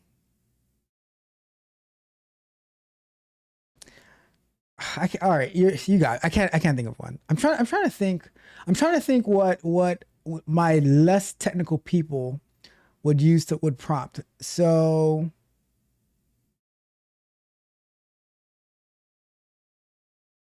maybe like, how was the Spider-Man movie or something? I don't know. It would be like some basic prompt, or I need you to write me a paragraph or write me an essay about okay, so write me an essay about the French Revolution, right? And then it gives you the essay, you didn't read it.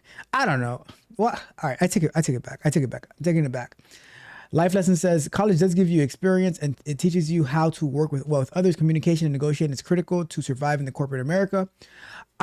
Exactly, that was my point, right? And I never really thought about it until this past couple of days. It's been hitting me that how important communication is and how important it is being able to negotiate. Now, it is not worth $100,000, $200,000, especially for a degree that you can't do anything with. But I would say if you can keep your costs as low as possible, and you can work your way through paying like that $24K over like 4 years, $24K for 4 years. That's $6,000 a year. I take it back. That is not bad. $6,000 a year over 4 years for a very like for a degree that should make you hundreds of thousands, maybe millions of dollars a year, especially if you build your own stuff. That's not bad. That is not bad at all. So now that I'm thinking about it, 24K is not bad at all. Even 50K if it's the right career. Now 100K we're pushing it, right? We're pushing it. Life Lesson says I took the cheap route 2+2 degree to try and save money and not have a mountain of debt. Smart. You know what? Clap it up for Life Lessons.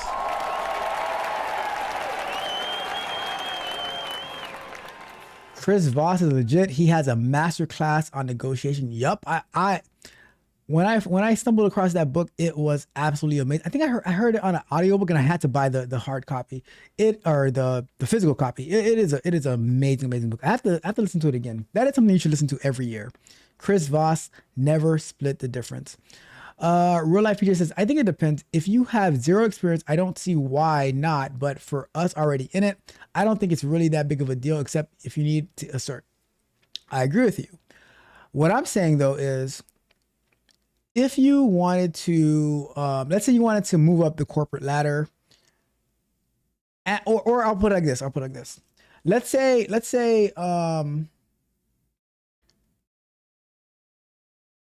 you're trying to get a job, right? And you don't have, like, you know how to do the work. You're in the field, but you don't have all that experience yet. And companies, they have on their job description, or on their job description, they want a college degree, right? Now, if you or equivalent experience. So if they say we want 5 years of experience or a college degree, and you are really, really good, but you have 3 years of experience, they're going to look at the person with a college degree first. Now, they might get to you. It's not a guarantee. So it's just a filter. The college degree is a filter, right? And I would say if you do have a college degree, let's say you have a computer science degree and you need like 12 credits to get to get a second degree of like AI degree, cybersecurity degree, it doesn't hurt to go and get it, right? So that's my logic behind it. Do you need it? If you just want to be an individual contributor, get capped to a certain level, then you don't need it. Or if you are the creator, right, and you're creating your own apps, you're doing all that type of stuff, then you don't need it as well. It just depends on the strategy that you have for your career, for your success, right? So it just depends. But I do agree with you wholeheartedly. If you have zero experience, sure. If you're in it, you don't necessarily need it unless you're being strategic about it. Because there are plenty of people who they're in the field, but then they go back to school to like maybe get their master's, maybe get a second bachelor's, and a lot of times the company's helping pay for it as well. So it's a strategy at the end of the day. Monica says, unless they were working on the actual algorithms, need a degree in math for that. Yeah, you definitely need a degree in math. Life lessons, still expensive. 24K, university still gotta eat. The AI voice change, that was, I was like, whoa, what just happened here? Monica says, can do a 9-word prompt if you have the proper skill tool set up for your agent. Well, I'm not talking about the advanced prompters. I'm talking about the people who they use AI as their best friend, as their father figure. So okay, I got you. See, Monica helped me out here. Life lessons, 9-word prompt. Should I go out on a date with him? That's the prompt right there. Should I go out on a date with him? That's 9 words exactly. That's 9 words exactly. All right. Life lessons. Got to head out, get some food. Great stream. I'll catch up with you on Thursday. Shout out to you. Enjoy your meal. I'll also see you on Saturday at the Vibe Code and Chill. All right. Okay. Last story of the night. The AI scammers are in the building in full effect. Let's get to that one.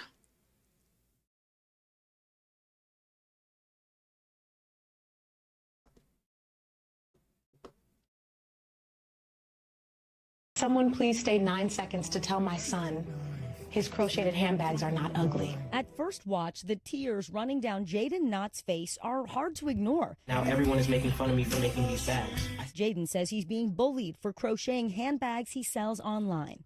His videos have racked up nearly 9 million views on Facebook, with dozens of commenters saying they're buying his bags to support him. What about his story really drew you in? The fact that he was being bullied, that really, tugged at my heartstrings. Sheila Dews-Johnson says the videos pulled her in and she spent $50 thinking she was helping a boy in need. Mo Clark says she paid close to $100. To hear that somebody's being bullied because of their gifts and their talents or because they're different, you want to support them. But some customers express skepticism. I still don't believe it's a Black-owned business. Cybersecurity expert Yoav Karen suspects Jaden's content is AI generated based on the blurriness of text throughout certain parts of his videos.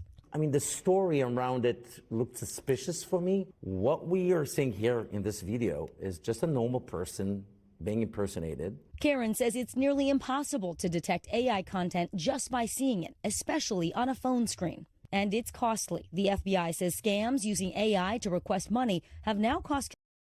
Yo. If that is AI, if that has to be the ultimate AI scam ever.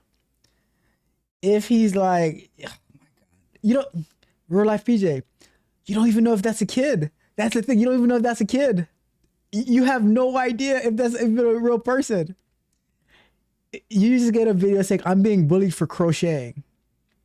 And he's like, oh, the bleeding hearts. Oh, it's a black owned business with a young boy who's crocheting. I'm going to spend $200. It could, as long as the bags are actually crochet, that's a whole nother story, right? But it could be an overweight.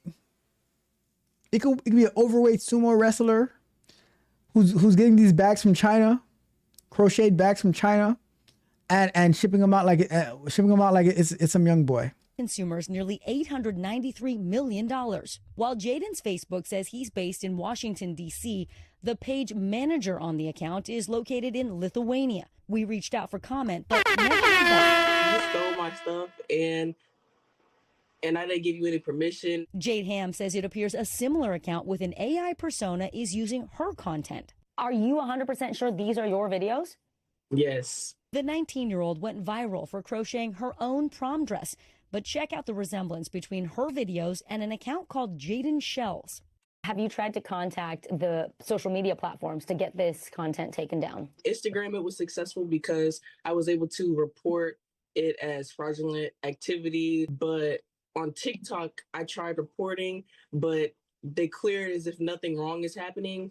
A spokesperson from TikTok tells NBC News they have since removed both accounts and emphasizes that the platform offers many ways to report impersonation. What is your advice you would give to other consumers? What I've learned is that don't take anything at face value anymore.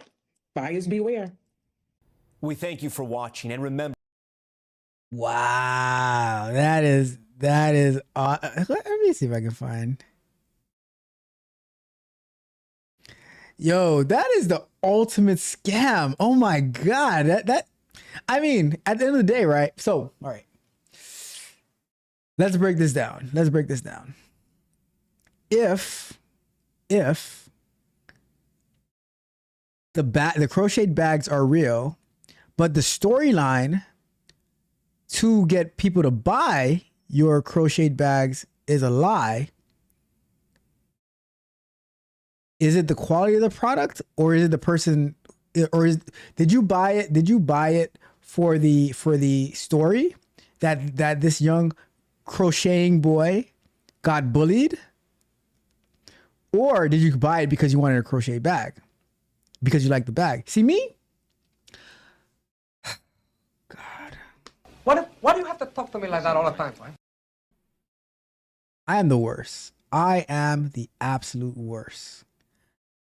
I see, whether AI or not, I see this boy crying because he was bullied, because he was crocheting bags, and I feel absolutely nothing. I have no desire to buy a crocheted bag from him, whether he is AI or a real life human being. None whatsoever. I only care about the quality of the product. So I'm like, if I like the crocheted bag, then sure. If I don't like it, then no. Hey, business is tough. People get bad reviews every day, B. People get bad reviews. A Yelp review, it can destroy you. And because you're getting bullied, lady was like, I don't even know if it's a black-owned business.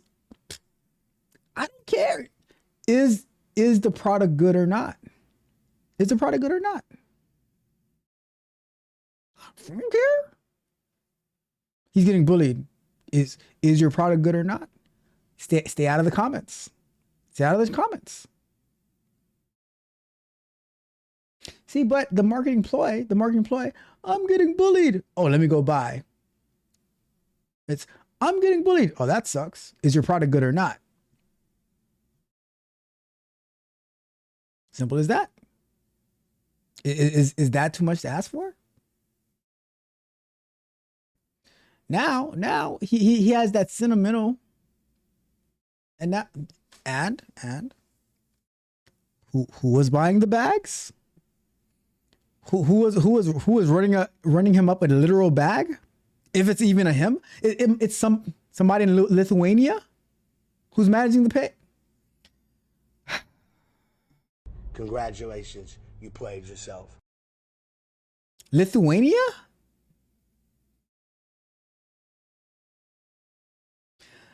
And here's the thing. Here is the thing. How much money do these? I think it's par for the course, right? Because we see these bleeding heart stories of real people and they have these GoFundMe's, these Go Send Goes, running up a bag, and it's like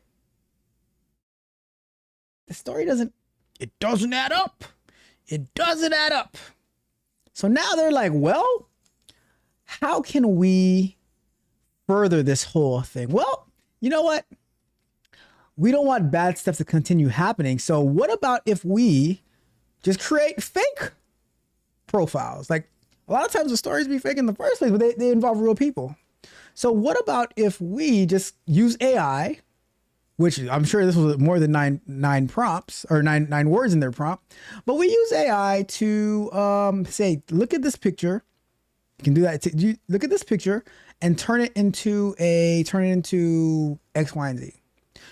I caught something in the beginning. Hold on, let me see something. Someone please stay 9 seconds to tell my son. It's AI. It's AI. Watch this. Someone please stay 9 seconds to tell my son his crocheted handbags are not ugly. At first watch, Someone please stay 9 seconds to tell my son that his crocheted handbags are not ugly. Why do I say it's AI? How do I know? Because they did not have the skill set to stitch the videos together to be more than 10 seconds. So with AI, a lot of these platforms where they'll only give you a video for 9 seconds, for 10 seconds. That's why the fake mother said stay for 9 seconds, because I don't know, like they couldn't make a longer video. See? Someone please stay 9 seconds to tell my son his crocheted handbags are not ugly. At first watch, he wasn't even moving. See? We need to put our, I wish I could hear what he was saying in this video. I'm not a street black boy. You can keep what? the tears running down Jaden Knott's face are. You're a black boy that makes crochet bags for girls. Let that sink in. Hard to ignore. Now everyone is making fun of me for making these bags. Jaden says he's being bullied for crocheting handbags he sells online. His videos have racked up nearly 9 million views on Facebook, with dozens of commenters saying they're buying his bags to support him. What about his story really drew you in? The fact that he was being bullied, that really, tugged at my heartstrings. Sheila, that's how they get you.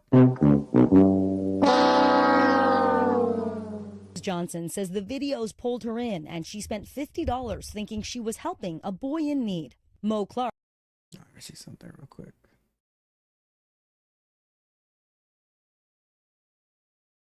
Let's see.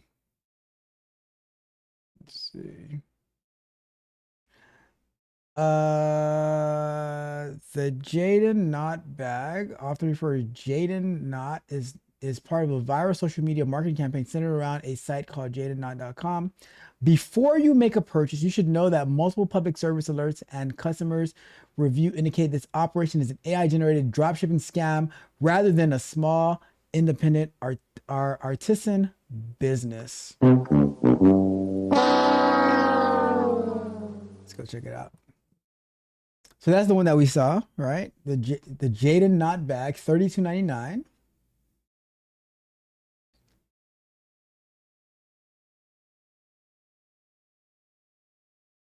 Y'all fell for this? Y'all fell for this? Let's see, how long is shipping? 74 plus reviews. Expertly handwoven craft. This is a what do you call it? Shopify site. Buy one, free shipping, standard price, $52.99 for the standard price, $3.99 shipping protection, 30-day warranty. Skip the line, Jaden mystery box, colors. There goes the bleeding hearts that purchased it. All right, let's see this for ourselves.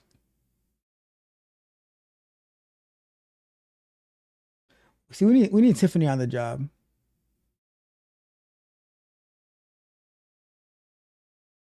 Is he really crocheting?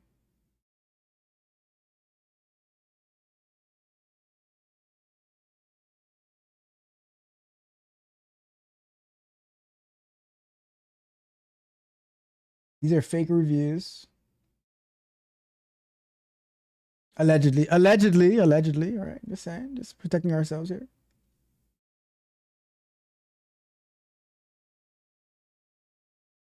I don't know.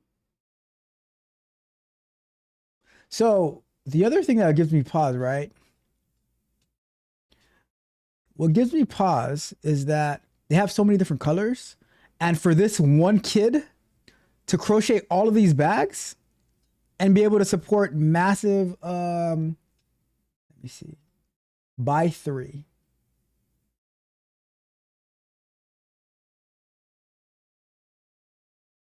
The amount of time that it would take you to make one bag, like it's way more than $32.99, right? Let me see something. Add to cart.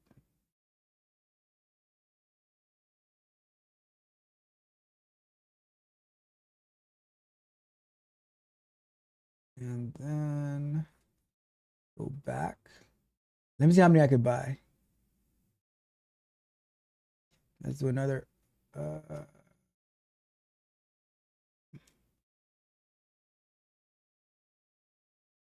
Another one of these.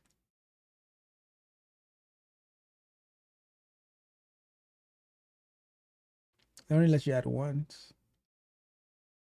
I ain't going. Nope. I ain't going for it. I am not going for it. Mm-mm. Mm-mm.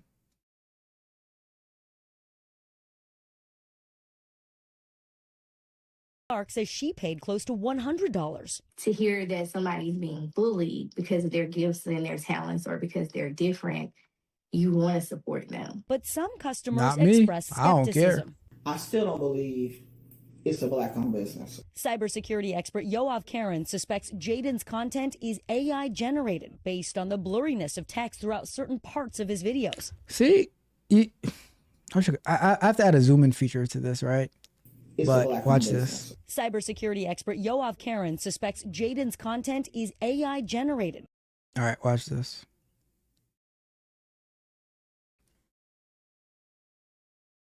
Based on the blurriness. Did you catch that? Did you catch that? Like, who does not have a reaction when something is being thrown at you? He had absolutely like, the reaction only happened on the impact. Yoav Karen suspects Jaden's content is AI generated based on the blurriness of text throughout certain parts of his videos. See that? Don't believe it. I am not going. Mm-mm. Nope.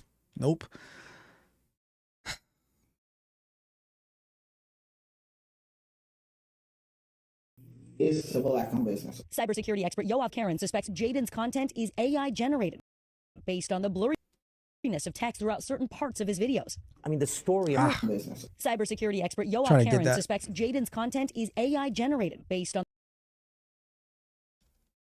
the blurriness of... I ain't going. Nope. Like, who just stands there? Right? Like, the thing hits you, just look down at it. Like, no emotion, no nothing, no jump. And if is that an egg or something like that? And something else I noticed, for the person who sells handbags on the side of the street, right? That's another thing. Who sell handbags on the side of the street? Also, if you look at the hand that threw if you see the hand that threw the egg or whatever it was, they have to turn their body completely around so that their hand is coming out of their right hand is coming out of the driver's side window, right? As opposed to, and it hits them perfectly in the chest, right? As opposed to throwing it with the left hand and letting it hit them wherever it hits. There's no splatter. Text There's no splatter that falls back on any of the bags. Bruh, certain parts. You see that? There's no splatter that goes that happens on the bag. They got y'all good. They got y'all good. They got y'all good. That's why, although Rod Brown tried to tell me, you gotta be nicer, you gotta be more empathetic, you gotta do this, I'll be like, nope. It ain't happening. It ain't happening. Nope. No. I ain't going. I am not going. Not gonna get me like that. Not gonna get me like that. Nope. What do you think? All right, do you think that this video was AI? Do you think this Jaden Knott whole fiasco is AI generated? He is not a real person. He's not a real person. That it's a big old scam that they're trying to do with these crocheted handbags, which they don't look bad actually. They don't look bad, but are they real though? Are they real? It's a story fake. Is he? What's that word that is used? What's that word? I don't know. Whatever. But is he doing that thing where he's like trying to identify so he can grift? Is this an AI grifter? Is Jaden an AI grifter? And would you buy a handbag? Did you buy a handbag based off this story? Let me know. Drop me a comment below. Like, share, subscribe. Hit the notification bell so you know every time we go live and drop new content as well. TechnoTruff the Dev. Join us for Vibe Coding Show. Join us for Scrum Nights. Get access to Resume Flow, the Tech Barbarians coaching portal, and the Speak Precisely app so you do not get duped like the lovely ladies in this video trying to support an AI scam. Don't let that be you. Over at TechnoTruff.dev. Also, protect yourself by joining the Discord, Team TechnoTruff. The link is in the description for all the good things over at TechnoTruff. That's it. That is it, my friends. That is it. We are done. I talk too much. 2 hours already. 2 hours already. Let me check the chat before we get up and out of here. That was a good one. That was an amazing video or review. That was good. See, almost got real life PJ. Almost had a victim. Monica says, I'm not asking AI nothing about real life stuff. Too old for that. Look, there have been people who, I remember it was like a year and a half ago. They said that AI is like a father figure to them. And then some people use AI for therapy. I'm like, what are you doing? It happens. It happens. Real life PJ says, I don't see what's wrong with this. Let that kid get his bag.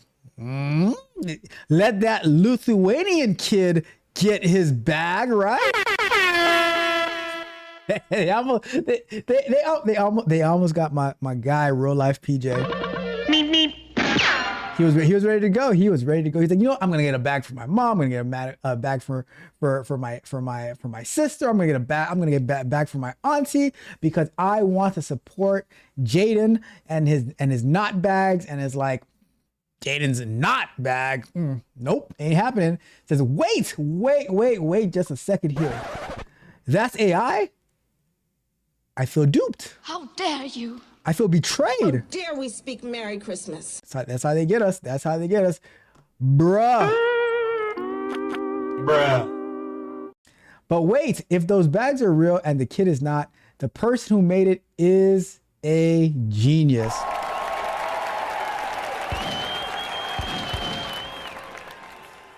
I don't know if the bags are even real. I mean, for it to be, all right, so I'll say this. It's a tough one because for them to be able to sell on Shopify, go through Stripe, there has to be some level of legitimacy to it. Unless you're doing Stripe and Shopify scam. That's a whole nother story. I don't know, but that would be wild. That would be wild. Rod Brown says, this is wild. That's a crazy story. Real Life PJ says, that's messed up, but Hella smart. Hella smart. Message. That was a good one.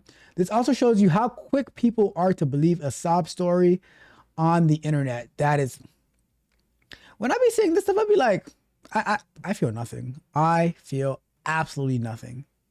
Nothing. I'm like, okay, cool. You want me to send my, what are the facts? What are the facts and evidence, counselor? I feel nothing. I can only be convinced by facts and evidence.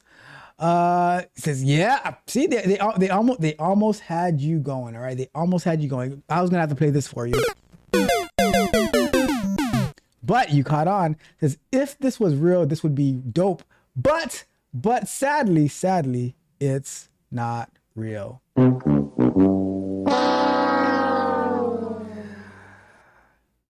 Real Life PJ says, marketing is getting scary when AI is involved.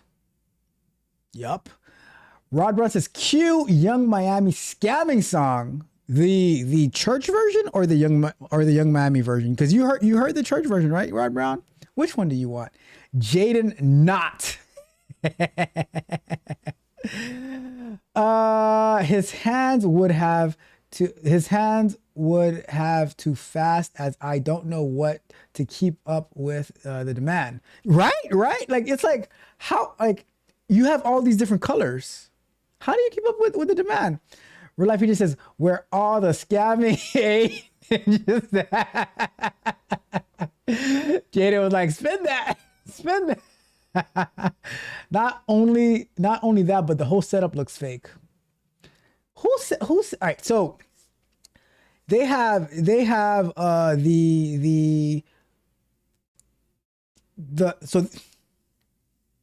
hold up. Did y'all see this? Did y'all see this?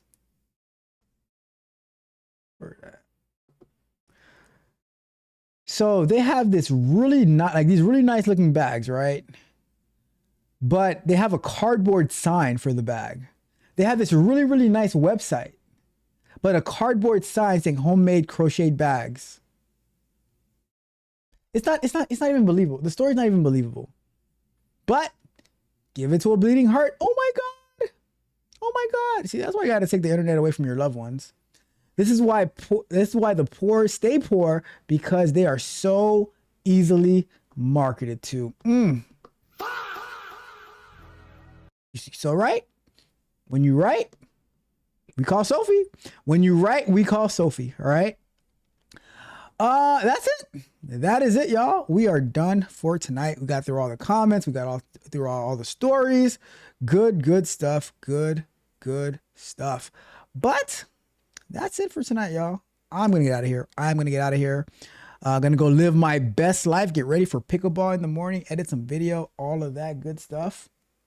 Did you guys have a good time? Did you guys have a good time? I had a great time. I love hanging out with you guys, reviewing these stories, learning together, catching these AI scammers together. Where are my AI scammers at? Gotta protect yourself. Protect yourself. All right. I'm out of here. Do me a favor on your way out. Remember, tomorrow we have software exploration. We're going to be looking into GitHub Actions. Get familiar with that. Do me a favor, like, share, subscribe, hit the notification bell so you know every time we go live and drop new content, as well as techwithruff.dev. Vibe Code and Chill this coming Saturday, Scrum Night next week Sunday. Resume Flow, get your resume right. TechWithBrand's coaching portal, get your goals right. Speak Precisely app, once that's ready, get your speech pattern right at techwithruff.dev. We're out. Oh yeah, join the Discord. Join the Discord. The link is in the description. But we're out. We are out in honor of the AI scammers. One more thing. Price of the brick going up.